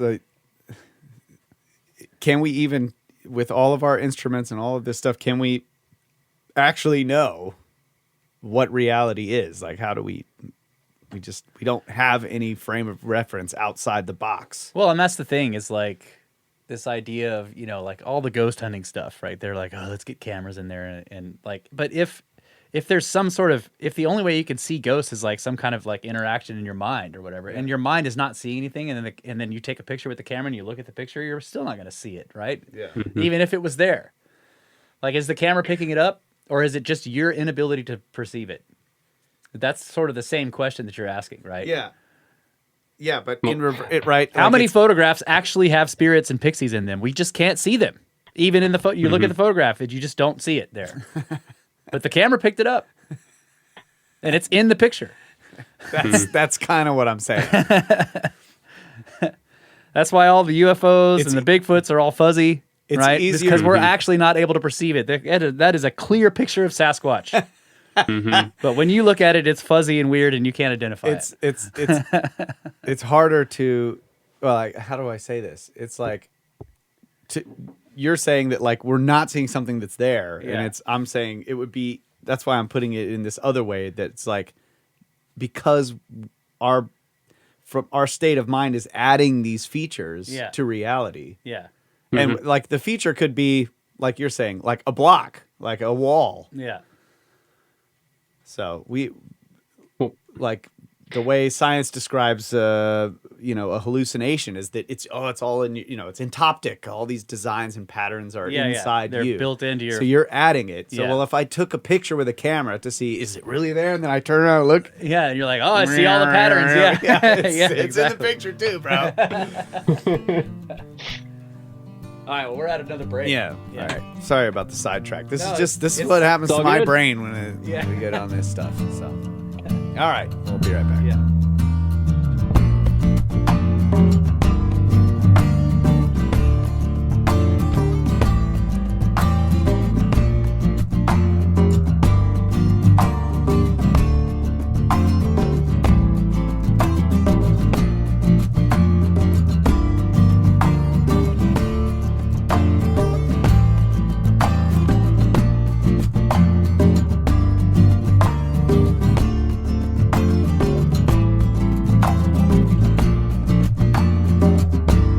And we are back, ladies and gentlemen, second half of the show, joined by Drew, also known as LP in the Discord. So if you want to talk to him about this, many people have been in the Discord. You can join that. Hop on to brothersoftheserpent.com, look for the Discord link. There's a little connect button there. Unless you're a troll, just don't. If you're a troll, don't even bother. You should definitely try. But we got some pretty strong trolls in the Discord. Although our favorite one left. There's no more room for trolls. The troll positions are all full. Yeah, you can always troll LP on YouTube. Lots of people do that as well, trolling us and our guests on YouTube. It's a. Did you see Murray's comment? I did. That shit cracked me up, dude. That's good, right? Wait, are we supposed to say good night to Chuck? Oh yeah, good Do we night, need Chuck. to do that? Yeah. Let's Sweet dreams, Chuck. we're gonna do that. And hello, Yeah. Murray. Yeah. He'll hear this on the second listen. That's how Chuck Right. does it. Yeah. Go. Life. Oh, wrong button. I was trying to bleep myself. Go yourself, Chuck. Life. Go. Life finds a way, Chuck. Yeah, just go boom yourself, Chuck. Okay. All right, so we're getting a lot of discussion in on this, but let's keep pushing forward on this document here. Yep. Where are we going next? All right, let's do it. So we're going through Ulster Folklore by Elizabeth Andrews from 1913. Recording. Oh, and let me just mention this because in the stories below. Rushes are plants. Bulrushes grow in wet locations, including ponds, marshes, and lakes. Their stems are often used to weave strong mats and baskets and stuff. So that gets referenced here in just a minute. So from the introduction. In 1894, I was at a meeting of the British Association at Oxford and had the good fortune to hear Professor Julius Coleman give his paper on pygmies in Europe, in which he described the skeletons which had recently been discovered near Schaffhausen. As I listened to his account of these small people, whose average height was about 4.5 feet, I recalled the description of Irish fairies given to me by an old woman from Galway, and it appeared to me that our traditional wee folk were about the size of these Swiss dwarves. I determined to collect what information I could, and the result is given in the following pages. I found that the fairies are, indeed, regarded as small, but their height may be that of a well-grown boy or girl, or they might not be larger than a child beginning to walk. I once asked a woman if they were as small as cocks and hens, but she laughed at the suggestion. I had collected a number of stories and had become convinced that in these tales we had a reminiscence of a dwarf race when I read some of Mr. David MacRitchie's works, and was gratified to find that the traditions I had gathered were in accordance with the conclusions he had drawn from his investigations in Scotland. So, the introduction continues. Much of the primitive belief has gathered around the fairy. We have the fairy well and the fairy thorn. It is said that fairies can make themselves so small that they can creep through keyholes, and they are generally invisible to ordinary mortals. They can shoot their arrows at cattle and human beings, and by their magic powers bring disease on both. They seldom, however, partake of the nature of ghosts, and I do not think in fairies is connected with ancestral worship. Sometimes I have been asked if the people did not invent these stories to please me. The best answer to this question is to be found in the diverse localities from which the same tale comes. I have heard of the making of heather ale by the Danes and the tragic fate of the father and son, the last of this race, in Down, Antrim, Londonderry, and Kerry. That same story is told in many parts of Scotland, although there it is the Picts who make the heather ale. I have been told of the woman attending the ferryman's wife, acquiring the power of seeing the fairies, and subsequently having her eye put out. In Donegal and Derry, and variants of the story come to us from Wales and the Holy Land. I am aware that I labor under a disadvantage in not being an Irish scholar, but most of these in Down, Antrim, and Derry, from whom I heard the tales, spoke only English. And in Donegal, the peasants were related to stories, knew both languages well, and I believe gave me a faithful version of the Irish tales. Some of these essays appeared in some other books. Okay. So the author's work continues in the chapter on Ulster fairies, Danes, and Pects. The fairy lore of Ulster, I think Ulster's Northern Ireland, I believe. I think that's correct. Apologize to those in the British Isles if I got that wrong, but I believe that's correct. The fairy lore of Ulster is doubtless dying out, but much may yet be learned about the gentlefolk. And as we listen to the stories told by the peasantry, we may well ask ourselves, what is the meaning of these old legends? Fairies are regarded as on the whole as a kindly race of beings, although if offended, they will work dire vengeance.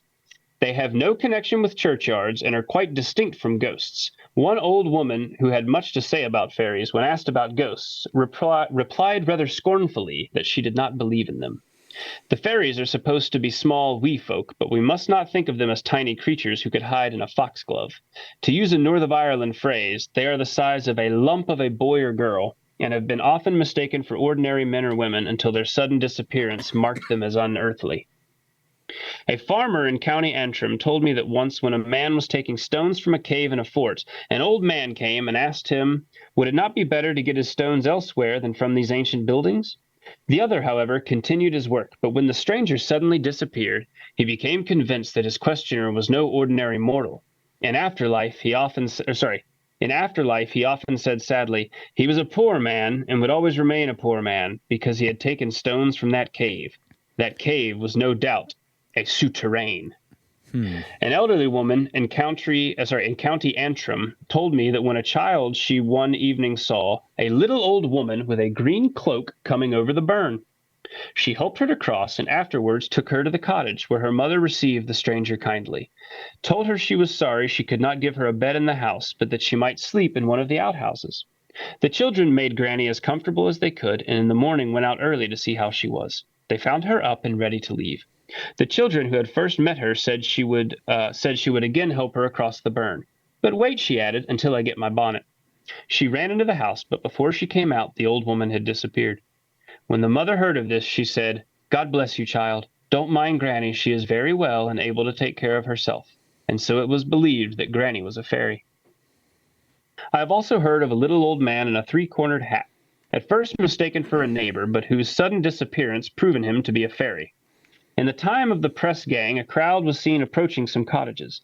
Great alarm ensued, and the young men fled, but it was soon discovered that these people did not come from a man of war. They were fairies. A terrible story showing how the fairies can punish their captives was told to me by an old woman at Armory in County Antrim, who vouched for it as being a candid truth. A man's wife was carried away by the fairies. He married again, but one night his first wife met him, told him where she was, and besought him to release her, saying that if he would do so, she would leave that part of the country and to not trouble him any more. She begged him, however, not to make the attempt unless he were confident he would carry it out, as if he failed, she would die a terrible death.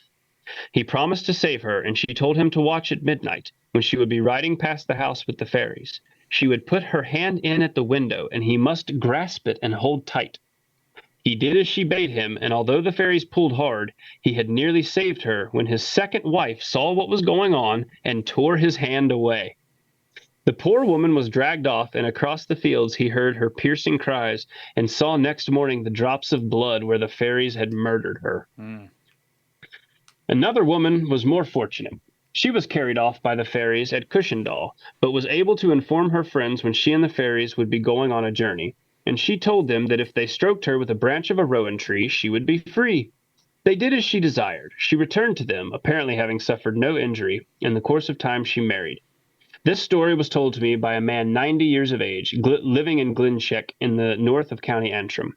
He spoke of the fairies as being about 2 feet in height, said they were dressed in green and had been seen in daylight making hats of rushes. In Donegal, I was also told that the fairies wore high-peaked hats made of plaited rushes. But there, as in most parts of Ulster and indeed of Ireland, the fairies are said to wear red, not green. In Antrim, the fairies, like their Scotch kinsfolk, dress in green, but even there are often said to have red or sandy hair. So That press my gangs, little note. the press gang story is a now? little weird. It just like ends. Yeah. Like that, Yeah. they're afraid that it's basically a draft for the Navy, right? The press gang was like these groups of sailors would just come in to a village and just take the young men and then force them to work on a big ship, on a man of war. But then they're just like, well, they weren't from the press gang; they were fairies. And then the story ends like a whole group of people come into a village and they're all fairies, and that's the end of the story. Like, come on, what happened? Yeah. Which that gets me to my whole point about her. She starts by saying, "Oh, I came across this David MacRitchie who explained it all away by saying it'd been these people who lived here. Thank God, because that really tied it all together." And then proceeds to have a bunch of stories Yeah. that have nothing. Like, well, that has nothing to do with what MacRitchie was saying. These Right. are absolutely nuts. Yeah. Nothing about MacRitchie's theory explains the story of he'd remarried and the first wife came back and she was murdered in the yard. What does that have to do with the fact that some people used to live here 200 years There ago? were ancient people that lived there. Yeah, you're right. Yeah, it doesn't sound like pygmy stories, right? Those were like modern or just very recent encounters. So, Exactly. Yeah. Right. Yeah.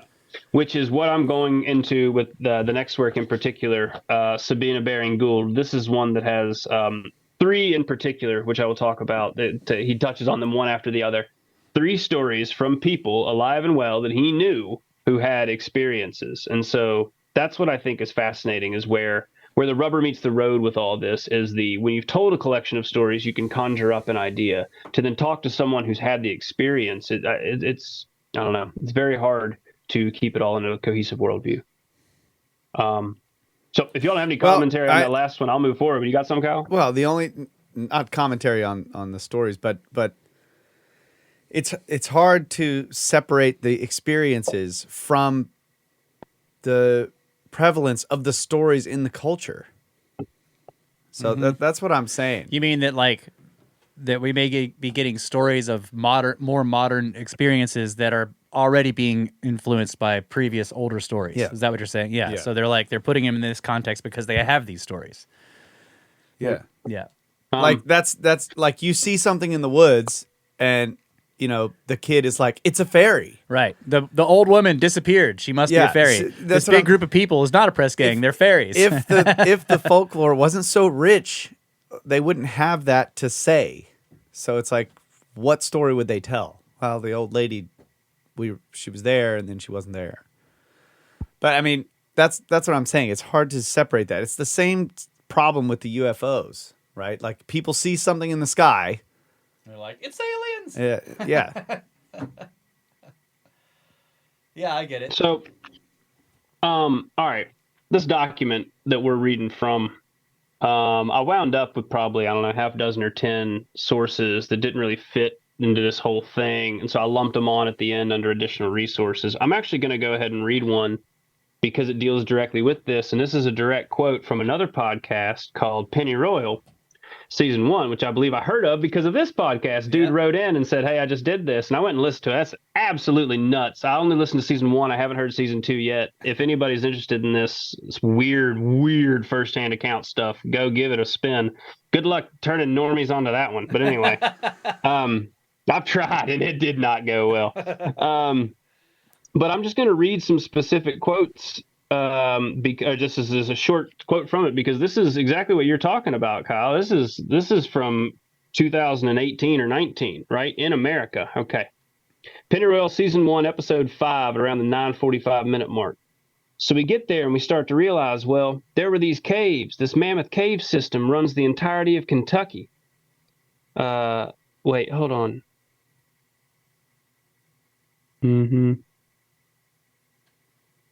Here it is. Sorry, a different one. Season 1, Episode 2. Yeah, this is it. All right. So we get back to the house and put up the tree and whatever. And this is a dude, you can hear in the accent. This is a country dude from Kentucky.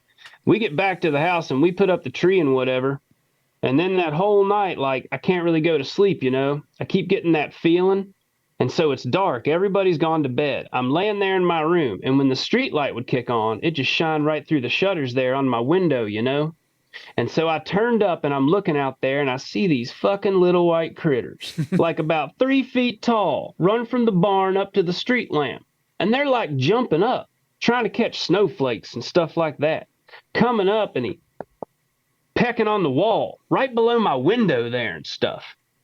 So that's just that guy, and they just cut that clip in and then move on because it doesn't have anything to do with the show. But all that's to say, that's a dude who sounds like a buddy I went to high school with and would drink beer with this weekend. And that's a dude that put up a Christmas tree with his family, didn't get much sleep, and woke up, and there was some critters out on his lawn, 3 feet tall. Yeah.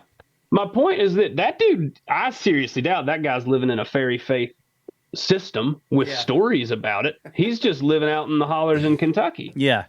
It's like the anyway. what's the we went over this in the previous UFO episode, the last one we did, the Hopkinsville Goblins. Yeah, Hopkinsville Goblin. Yeah. Yeah.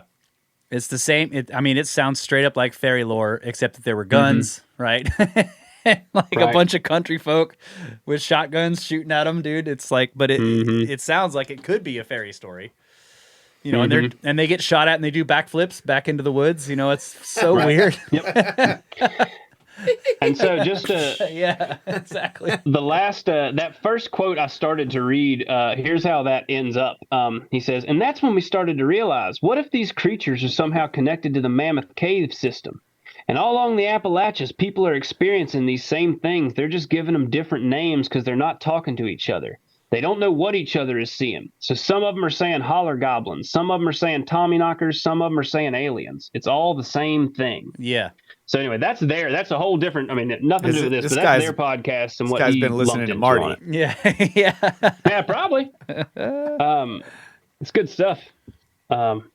Anyway, so I only jumped into that purely because you said maybe this is coming out of the fact that these are culturally in a system of this storytelling. And I'm saying there's dudes walking around today who are not in that storytelling, and some little critters showed up on his lawn. Yeah. You know? Do you have more? You said you got a section at the end that has a bunch of stuff like that. Is that what you said? Yeah, it's got a bunch of odds and ends. Hold on, let me. Well, maybe see we it could. here. Hey, There's like. let's cover some of that in a Patreon episode if you want to. If you Oh can. yeah. Yeah. Oh yeah, definitely. Because it's also got a good article from Manly P. Hall out of the Secret Teachings, Excellent. which is really cool. Fantastic. That Yeah. doesn't really. It's a bit. Yeah. Anyway. Cool. But yeah, we can do that. Sure. All right. Moving forward with this segment, though, a book of folklore by Sabina Baring Gould. Sabina Baring Gould of Lew Trenchard in Devon, England, was an Anglican priest, hagiographer, antiquarian, novelist, folk song collector, and eclectic scholar. His bibliography consists of more than 1,240 publications. So Wow. that's a few. That's quite a lot. Okay. The first quotation from the preliminary section where he frames his work, he begins by saying, from this it may be seen how important it is to differentiate the strata at which lie the remains of ancient man. The same may be said with regard to folklore. A great amount had been collected into heaps, but no attempt had been made on a large scale to sift and sort out what had been found and determine to what layer in our population they belong. The grouping is of the crudest. Birth, marriage, death lore go into their several piles, so do ghost and witch stories and tales of dwarves. What we really want to know is, whence come the several items found? Here in Great Britain, we form an amalgam of several distinct races, and each race has contributed something towards the common stock of folklore. Through intermarriage, there is an importation of the superstitious beliefs of the lower type into the higher. This has been going on for a long time. A dominating race absorbs some of the convictions of the race it has subdued, and we generally find that the former regard the latter with some awe as possessed of magical and mysterious powers beyond its own range of acquisitions. We cannot say that a certain bit of folklore is Celtic and not pre-Celtic because picked up where there is fusion of blood, any more than we can say that a piece of granite strewed upon alluvial soil or lying on limestone belongs to that on which it rests. That lost me there a little bit, but that's cool. Yeah. The author continues in the preliminary section. It's All like right. it's like he's calling some of these stories like erratics. Yeah. Right. Yeah. Yeah. This tale's a real glacial erratic of Yeah. a story. I like that. They It's came just from sitting somewhere there. else. Yeah, they came from somewhere else. Asking to be questioned, right? That some of the myths of dwarves are connected with tradition of real indigenous or hostile tribes is settled beyond question by the evidence brought forward by Grimm, Nilsson, and Hanisch. With the difficulty of analyzing the mixed nature of the dwarves of European folklore and judging how far they are elves or gnome or such like nature spirits, and how far human beings in a mystic aspect, it is impossible not to recognize this latter element in the kindly or mischievous aborigines of the land, with their special language and religion and costume. So the book continues on the chapter on pixies and brownies. The author relays some personal tales. So this is the real meat of the matter, and Arthur Conan Doyle will even quote this specific section later. In the year 1838, when I was a small boy of 4 years old, we were driving to Montpellier on a hot summer day over the long straight road that traverses a pebble and rubble-strewn plain on which grows nothing save a few aromatic herbs.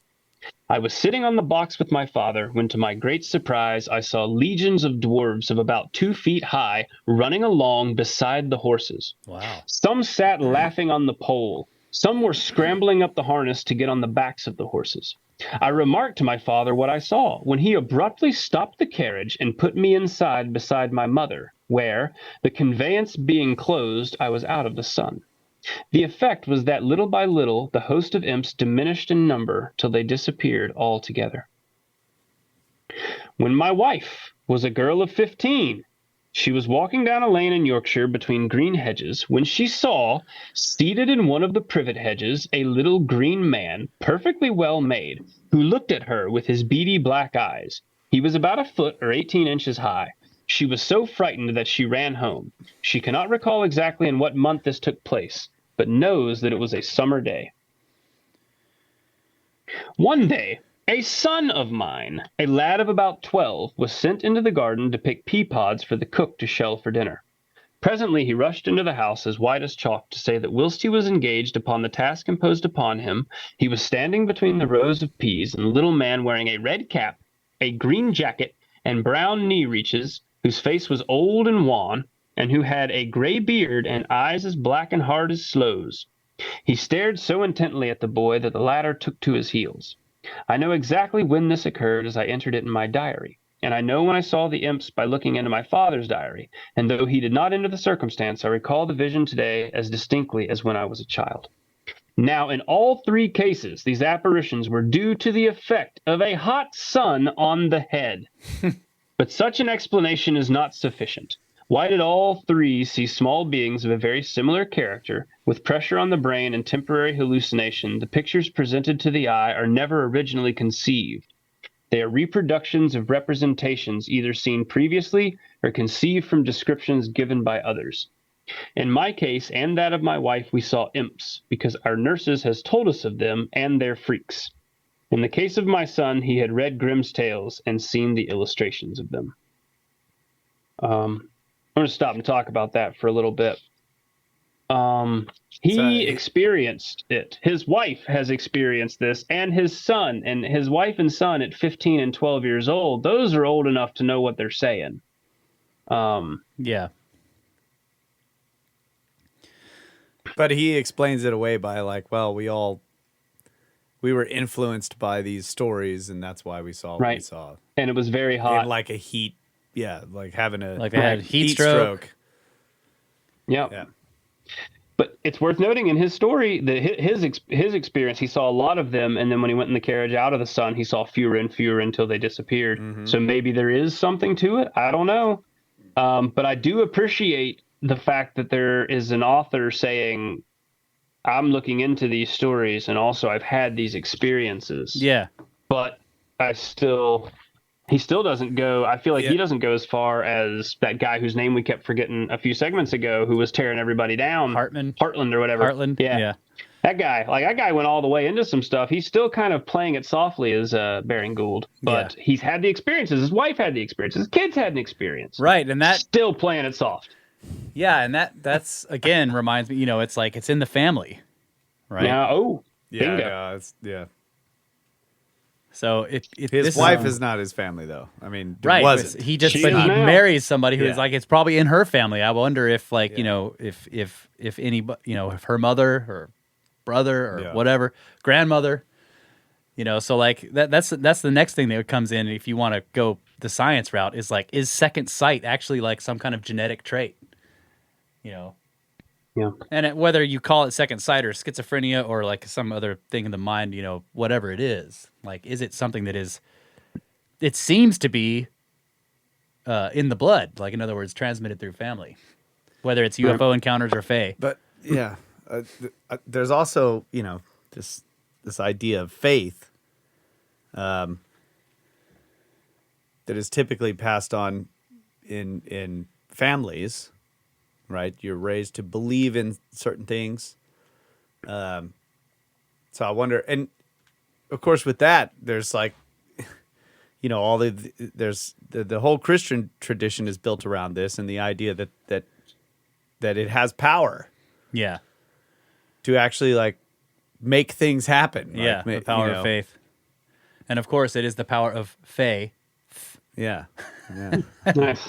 But anytime genetics get brought up, I have just been so influenced in my thinking by Rupert Sheldrake. Yeah, And morphic resonance, it's hard for me to look past morphic resonance as an element of what we call genetics. yep, And so I would like to hear a wrinkle that conversation about is second sight a genetic trait that could be passed on? Well, when you factor in a morphic resonant worldview, that actually becomes a very different hypothesis because Yeah, it you get does. into yeah, you're right. if they're observing these customs within their second sight, then that passing on, or Yeah, it's very interesting. Right. It could be something not necessarily literally genetic in the materialist reductionist way, but one of living in the same home can have that reality resonating. right. Well, I think in that case, maybe the most basic way you would say it is that the genes provide the response Yeah. to the morphic resonance of the second Right. sight. Yeah. Yeah. Okay, so this section has, I believe, 2 more works. There is the big Arthur Conan Doyle one, which it will take a minute to work through, and there's a shorter one, Legends and Romances of Brittany by Lewis Spence from 1917, which is a series of like 4 or 5 kind of short stories, but does contain some interesting components which haven't actually been lumped in yet. Is this the third segment? Is that where we're at? Yeah, we're at the third set. Are you going to finish up with this we're- author? You've got Yeah, more. I'll say this. That's what I'm saying. This kind of has to be probably the last one of this segment. Yeah, it's fine. So cool. We got time for this one though. Yes. Yeah. Yeah, cool. All right. So this is Legends and Romances of Brittany by Lewis Spence from 1917. So Brittany, popularized treatment of the folklore of Brittany, the Celtic region on the northwestern coast of France. So we'll just start. Each one has a little subheading. So this is from chapter 4 on sprites and demons. Talks about some of the different spiritual entities involved. So there's the Nane. The Nane is a figure fearsomely Celtic in its hideousness, resembling the gargoyles which peered down upon the traveler from the carven top hamper of so many Breton churches. Black and menacing of countenance, these demon folk are armed with feline claws, and their feet end in hooves like those of a satyr. Their dark elf locks, small gleaming eyes, red as carbuncles, and harsh cracked voices are all dilated upon with fear by those who have met them upon lonely heaths of unfrequented roads. They haunt the special dolmens built by a vanished race, and at night, by the pale starlight, they dance around these ruined tombs to the music of a primitive refrain. Monday, Tuesday, Wednesday, Thursday, and Friday. I don't know what. That's a pretty You lame just like song. sing the That's names really of the lame. weekdays. Yeah. It's fearsome, Russ. It's fearsome. That's terrifying, bro. Yeah. Okay. This is the origin of the work week. Yeah, right. It is. Yeah, right. It is fearsome. Saturday and Sunday they dare not mention as being days sacred from fairy influence. We all remember that in the old tale of Tom Thumb, the elves among whom the hero fell sang such a refrain. But wherefore? It would indeed be difficult to say. Deities, credited and discredited, have often a connection with the calendar, and we may have here some calendric reference, or again the chant may be merely a nonsense rhyme. Bad luck attached itself to the human who chanced to behold the midnight revels of the Nains, and if he entered the charmed circle and danced along with them, his death was certain to ensue before the year was out. Wednesday was the Nains' high day, or rather night, and their great Nuit Festal was the first Wednesday in May. That they should have possessed a fixed festival at such a period, full of religious significance for most primitive peoples, would seem to show that they must at one time have been held in considerable esteem. But although the Nains while away their time in such simple fashion as dancing to the repetition of the names of the days of week, they have a less innocent side to their characters, for they are forgers of false money, which they fabricate in the recesses of caverns. We all recall stories of fairy gold and its perishable nature. A simple youth sells something on market day to a fairy, and later on turning over in his pocket the money he has received, he finds it has been transformed into beans. The housewife received gold from a fairy for services rendered, and carefully places it in a drawer. A day when she requires it arrives, but alas, when she opens the cabinet to take it out, she finds nothing but a small heap of withered leaves. It is such money that the Nains manufacture in their subterranean mints, coin which bears the fairy impress of glamoury for a space, but on later examination proves to be merely dross. The Nains are also regarded as the originators of a Kabbalistic alphabet, the letters of which are engraved on several of the megalithic monuments of Morbihan, and especially those of Gavrinis. He who is able to decipher this magic script, says tradition, will be able to tell where hidden treasure is to be found in any part of the country. Lest any needy folk be of a mind to fare to Brittany to try the luck in their respect, it is only right to warn them that in all probability they will find the treasure formula in Ogham characters or serpentine markings, and that as the first has long been deciphered and the second is pure symbolism, they will waste their time and money in any event. Sorcery hangs about the name like a garment. Himself.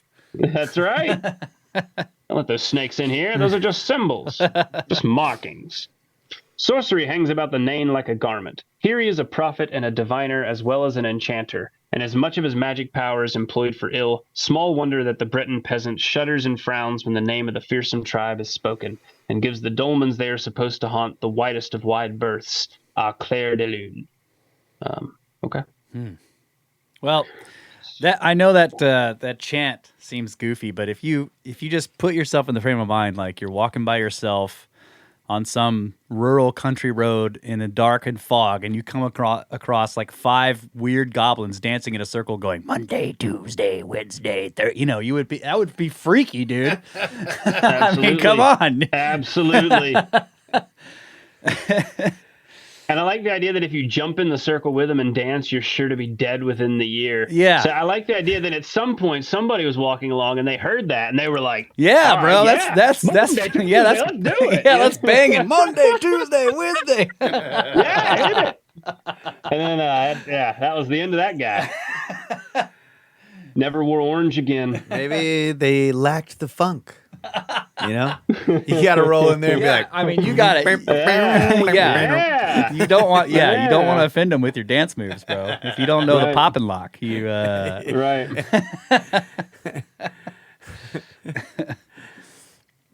All right. Cryans, Kurils, and Guriks. I surely pronounced at least 2 of those wrong. All right. Brittany has a species of dwarfs or gnomes peculiar to itself, which in various parts of the country are known as Cryans, Kurils, or Guriks. And will at once be seen how greatly the last word resembles Corrigan. And as all of them perhaps proceed from a root meaning spirit, the nominal resemblance is not surprising. Like the Nains, these smaller beings inhabit abandoned druidical monuments or dwell beneath the foundations of ancient castles. Karnak is sometimes alluded to in Britain as T. Cherikate.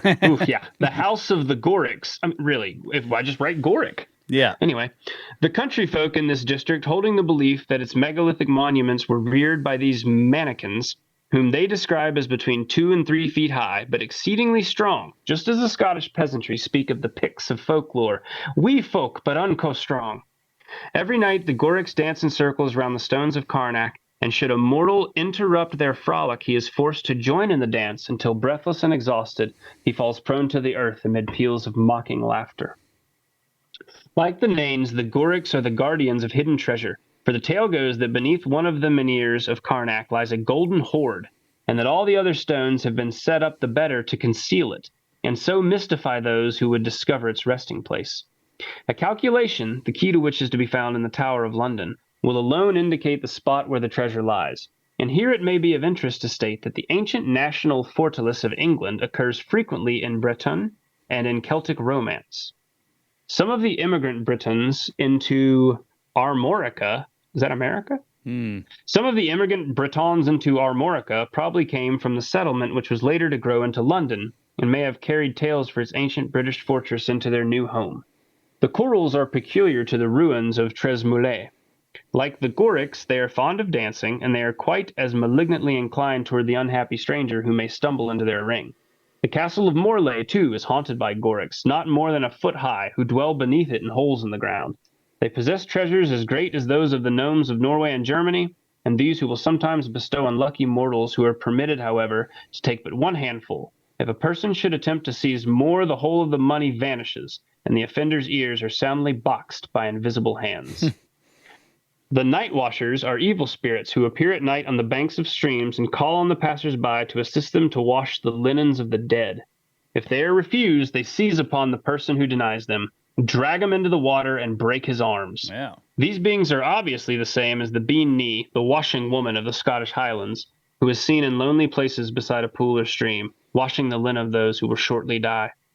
In skies she is said to be short of stature, and if anyone catches her, she tells all that will befall him in afterlife. In Perthshire, she is represented as small and round and dressed in pretty green. Yeah, All right. these are strange stories. Yeah, I just want to do one more. We Yeah. can probably skip that last one, but this last one's called the Nicole, and I just find that amusing because surely there's someone listening named Nicole right now, and I've never heard this tied to anything, and this is very mean. I'm sorry, Nicole. I'm sorry. The Nicole is a spirit of modern creation who torments the honest fishermen of the Bay of St. Bruche and St. Malo. Just as they are about to draw in their nets, this mischievous spirit leaps around them, freeing the fish, or he will loosen a boat's anchor so that it will drift onto a sandbank. He may divide the cable which holds the anchor to the vessel and cause endless trouble. This spirit received its name from an officer who commanded a battalion of fishermen conscripts, and who, from his intense severity and general reputation as a martinet, obtained a bad reputation among the seafaring population. So some guy was a jerk, and now there's a Nicole that runs around cutting your nets. Freeing all the fish. That's why we call her Nikki. But yeah, that last one, that story, there aren't a Kabbalistic alphabet was mentioned. That's a fantastic phrase I hadn't heard tied to little people and other things. Ancient megaliths are tied to it. Karnak stones tied to it. I like the whole idea of the Karnak stones concealing a hoard of treasure, but then the other stones being set up to distract. There's hundreds of them, and so one stone has the treasure, but all the rest of them are decoys. Yeah, that's great. That's classic. That's good. So there's only one more from the Broad UK. That's Arthur Conan Doyle, which will take a minute. So I'm happy to sort of push that off. We're way over time here, so we'll take. I feel like we've gone 3 hours at least. This is the fastest 2 hours in podcasting, hands down. That's right. Yeah. All right. Well, we'll take our last break and we'll come back and close it out. Yeah, we'll close it out. Space Brother. And then do a Patreon. Yeah.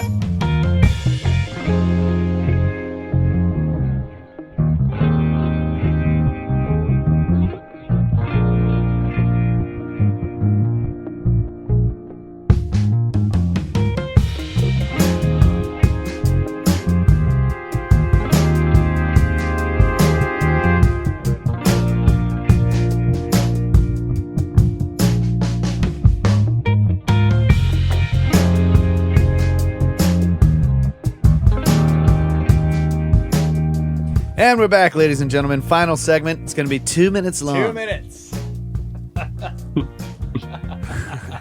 If Russ had his way, the segment would end right now.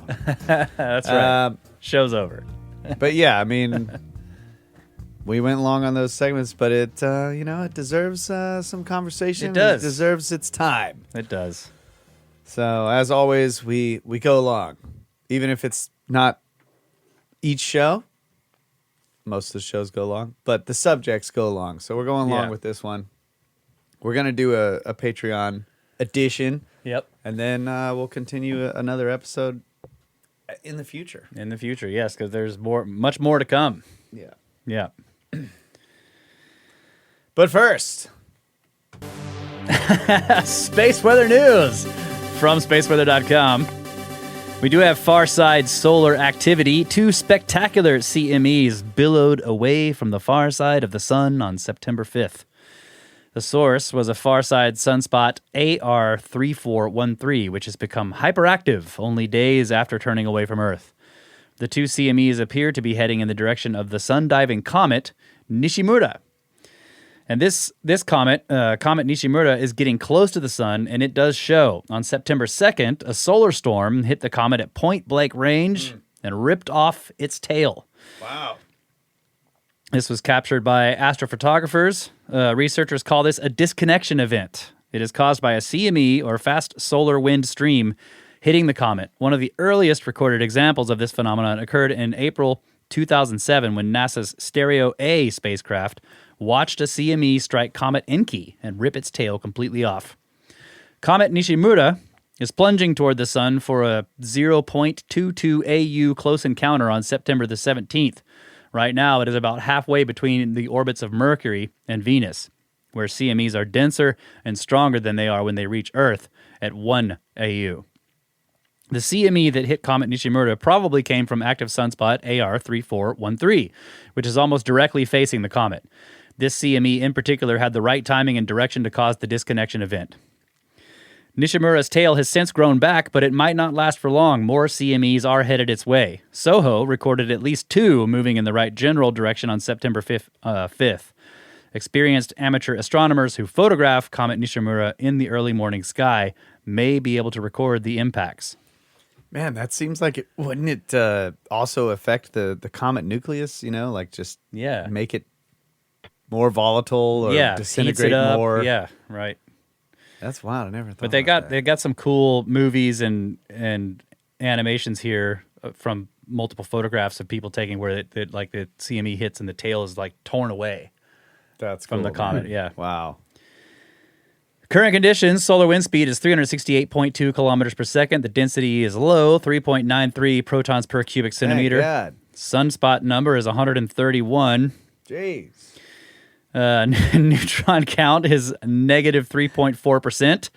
And the KP index right now is 2.67, which is quiet. 24-hour max is 3, which is also quiet. And that is your space weather news for the week. Good news. Low neutrons, high sunspots, CMEs everywhere, flying all over the place. Yeah. Yep. So yeah, those neutron counts are dropping, I guess, because The activity's picking up. yeah, Yeah. it's blocking its stuff. Yeah. Yep. This is your one weekly source for space weather news, folks. That's right. This is how you really keep tabs on space. Yeah. It's just one checkup once a week.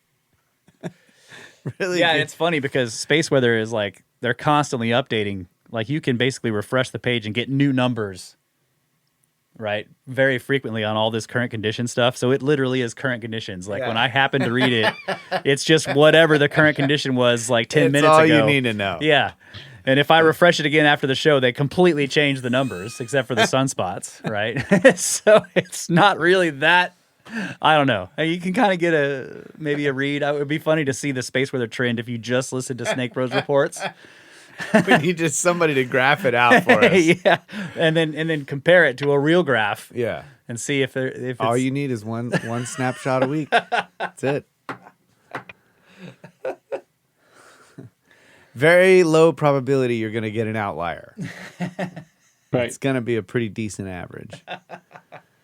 But sometimes I wish, like I'm like, man, if we'd have done the show yesterday when this solar storm was hitting Yeah, us, then yeah. all the numbers Yeah, would be very- crazy. yeah. But we get right at the tail end of it. Eliminate Everything's the calm. outlier. Yeah. Yep. You're just keeping that average going, folks. That's That's a very scientific sampling process. Yeah. Like, we can't let our biases affect when we do it. We just grab That's it right. then. Yeah, Yep. that's right. That's right. Tuesday. So, Nope. Podcast changed to Wednesday. Yep. Wednesdays. Wednesday.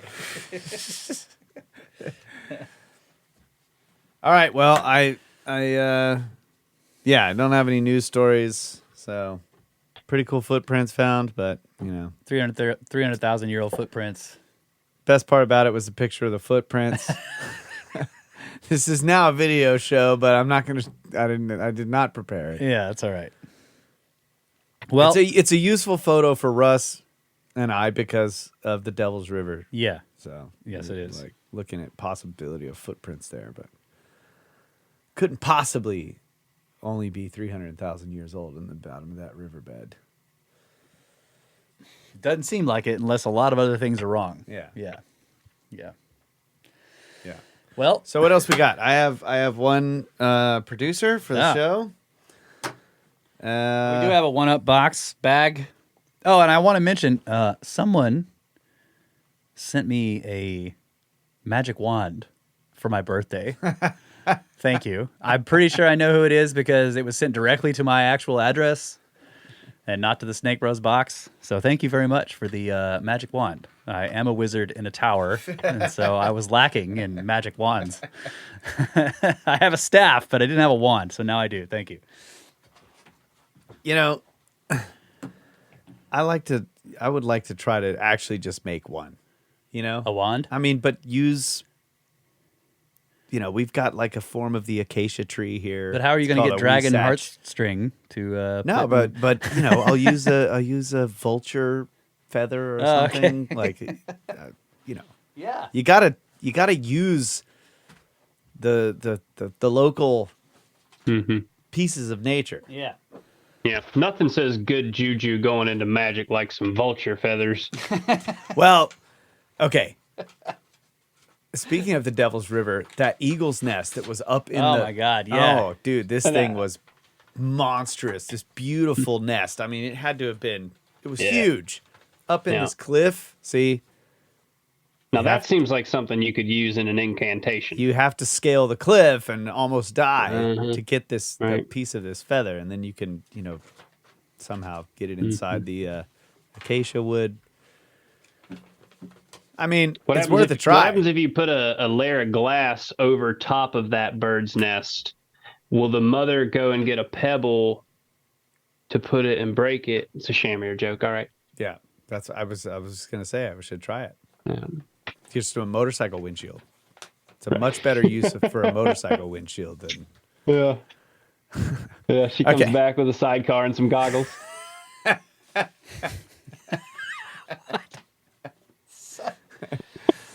All right, let's tackle this one up box. Hold on, here. before you do that, Okay. I want to thank Andreas Hast from Norway, executive producer of the show. $108. Wow, thank you. Thank you very much. Thank you very much. No note. And okay, so we have a one-up box here. This is I don't think this is some cool stuff. So you get the old one-up box. There is a note in it. I'm going to read some of this. It's it is typewritten. Thank you. It's printed out. That makes it much easier. But it says, "To my Texas family, my brother's from another mother, my sister from another mister." And then it starts with, "Dear Grumpy Morning Russ." So I just want to be clear. Grumpy Morning Russ reads the emails. The Russ that reads the one-up is not Grumpy Morning Russ. So just Well, he's talking to Grumpy Morning Russ. okay. So should I just read this in the morning when I'm grumpy? Because this is not for me. This is for somebody else. Anyway, what do you make of the recent news that the pyramid blocks might be made of geopolymer? Or the news that MIT students recently created conductive concrete? Can you say Impossiblocks? From your experience, did you see anything possibly like that in Egypt? I'm not providing links to articles, not because you hate links, but because screw you. You can look up articles on your own. They're easy to find. And here's some coffee to get after it. He sent us some coffee. This is Death Wish Coffee Company, the world's strongest coffee, dark roast. Look at that. Hey. Death Wish coffee. I'm stealing that. All right, so he says, now on to the real letter. Dear Snake family, salutations, Serpent Bros. It is I who have made all the terribly titled emails about snakes and poles. Sorry, I just keep imagining the pyramid scheme being renamed to Prestige Worldwide with the Snake Bros. Please forgive the dad humor. It keeps pouring out of me ever since my fiance gave birth to our first son this past St. Patrick's Day. Hey, congratulations. Unlike St. Patrick, I promise he will not drive the serpents away. He's as curious as can be, a little snakeling for sure. With this letter are included some pictures of the Ace of Shamrocks and my fiance and me. And yes, there are photographs of him and his newborn. I have been meaning to send this little care package out for a while now, but things have been busy with the little guy. And a good gift is a bit like a wizard. It arrives neither either nor late. Let's see, what is he trying to say here? Neither early nor late, but exactly when it means to. Now that things are settling down around the house, I have a little more time and brain power. I'm currently working my way through Robert Schoch's Forgotten Civilization, which I am thoroughly enjoying. I know y'all hate suggestions, so I'll simply say that I highly recommend this book. Read it. Yep. We Good did. book. The content Wait till you get to the second half. Right, it completely changes. The content vibes on so much of what has been discussed in previous shows, from Earth encountering Fortean mists in the cosmos and mysterious plasma forms to Hapgood's analysis of climatic records, and much of what Randall argues on cosmographia. The biggest reason you have to check out the book is that the PhD professor with the aptonym of Schoch throughout the Grumpy Morning Russism, don't ask me if I've heard of the electric universe theory. That's my shtick. That's Kyle's thing, yeah. I chuckled to myself reading the page and knew that I had to share it with you. I have the page bookmarked in the copy that I've sent you. So yes, we have. Well, no, actually, that is it's a dual shtick. Yeah, Forgotten Civilization. Great book, though. I do have this book in my library, a physical copy, and I also have a digital one. But maybe Snake Wife will want this one. Maybe so. Yeah. Okay. Where was I here? Yeah. Okay. So Laura, I've also included a copy of a random book from childhood that I love to read. My fiance recently got me a copy. I read it while we were in the hospital for our son's birth, and I got carried away all over again. It's a great little adventure featuring old fairy folk, a cheesy 90s mall, and a tall boy that gets turned into solid gold. Hopefully you can share it with the kids and you all enjoy it as much as I do. Kyle, I know you are barely literate, so maybe the kids can read it to you. Yeah, they could record it, and then I could listen to it while I'm at work. Just kidding, kind of, but I did include a gift card to Amazon since you prefer audio versions of books, and a Gandalf pipe. Holy smokes. Holy smokes. You have to have a Gandalf pipe in the Tangent Cube. Oh, man. Wow.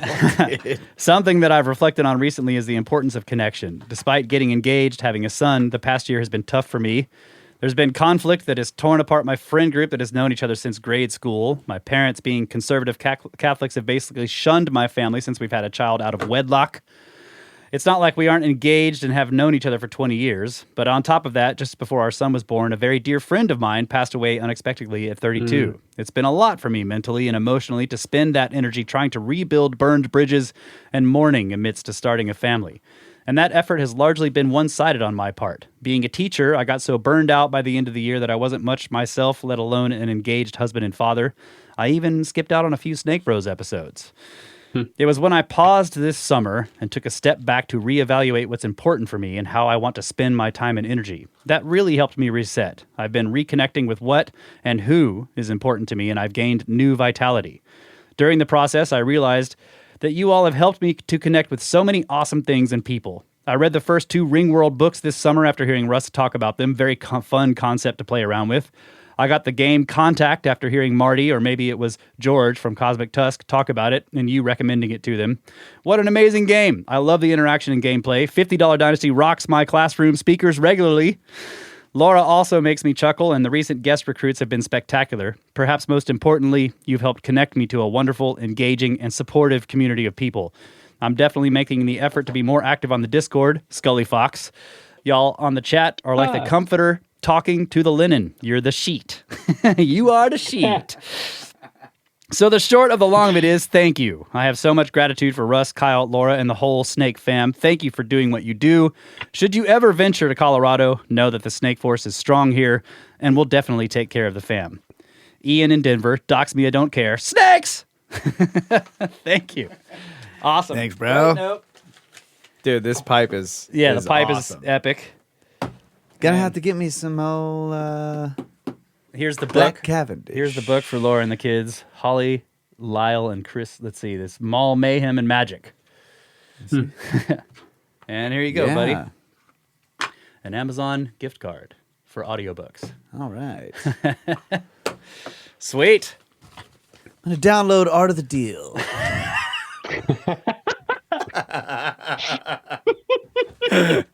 Thank you so much, bro. All right. These are cool pictures too, by the way. Yeah, they are This good is- pictures. This is like now I have a little window into your world, dude. Yeah. It's like this is cool. I Congratulations. do kind of wonder when he decided to send that. It is interesting, the book being, Little Fairies and that Yeah, I sort of know. stuff coming out. It's really interesting the way It that is. shit lines up, man. It is very interesting. And I know I've seen Scully Fox in the Discord. So, hey, thanks, yeah, buddy. Absolutely. Yeah. Yeah.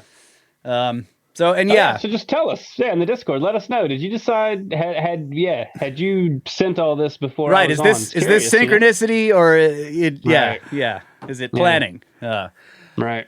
But yeah, thank you all so much for the gifts you send, the support of the show, whether you're just listening or you time, talent, and treasure, all of that. Thank you guys so much. We really and appreciate we it. also, we have Drew on here. He's been a longtime listener and supporter of the show, and here he is, contributing content. So I mean, this is exactly why we started the show. It's so great. And if you're interested in supporting, we are going to be doing a Patreon episode after we finish this public episode with Drew. So if you want to continue hearing more weird and wacky stuff, you can sign up for the Patreon. Go to the website. It's Yeah. right there. Yeah. Under support, Right there. it is. So yeah, thank you Don't forget to guys. smash that subscribe button. Yeah, click like and the bell and whatever, all that other stuff. So yeah, thank you guys. We love you. Always have. Always will. Good night, Adamu. Get back to work. All right.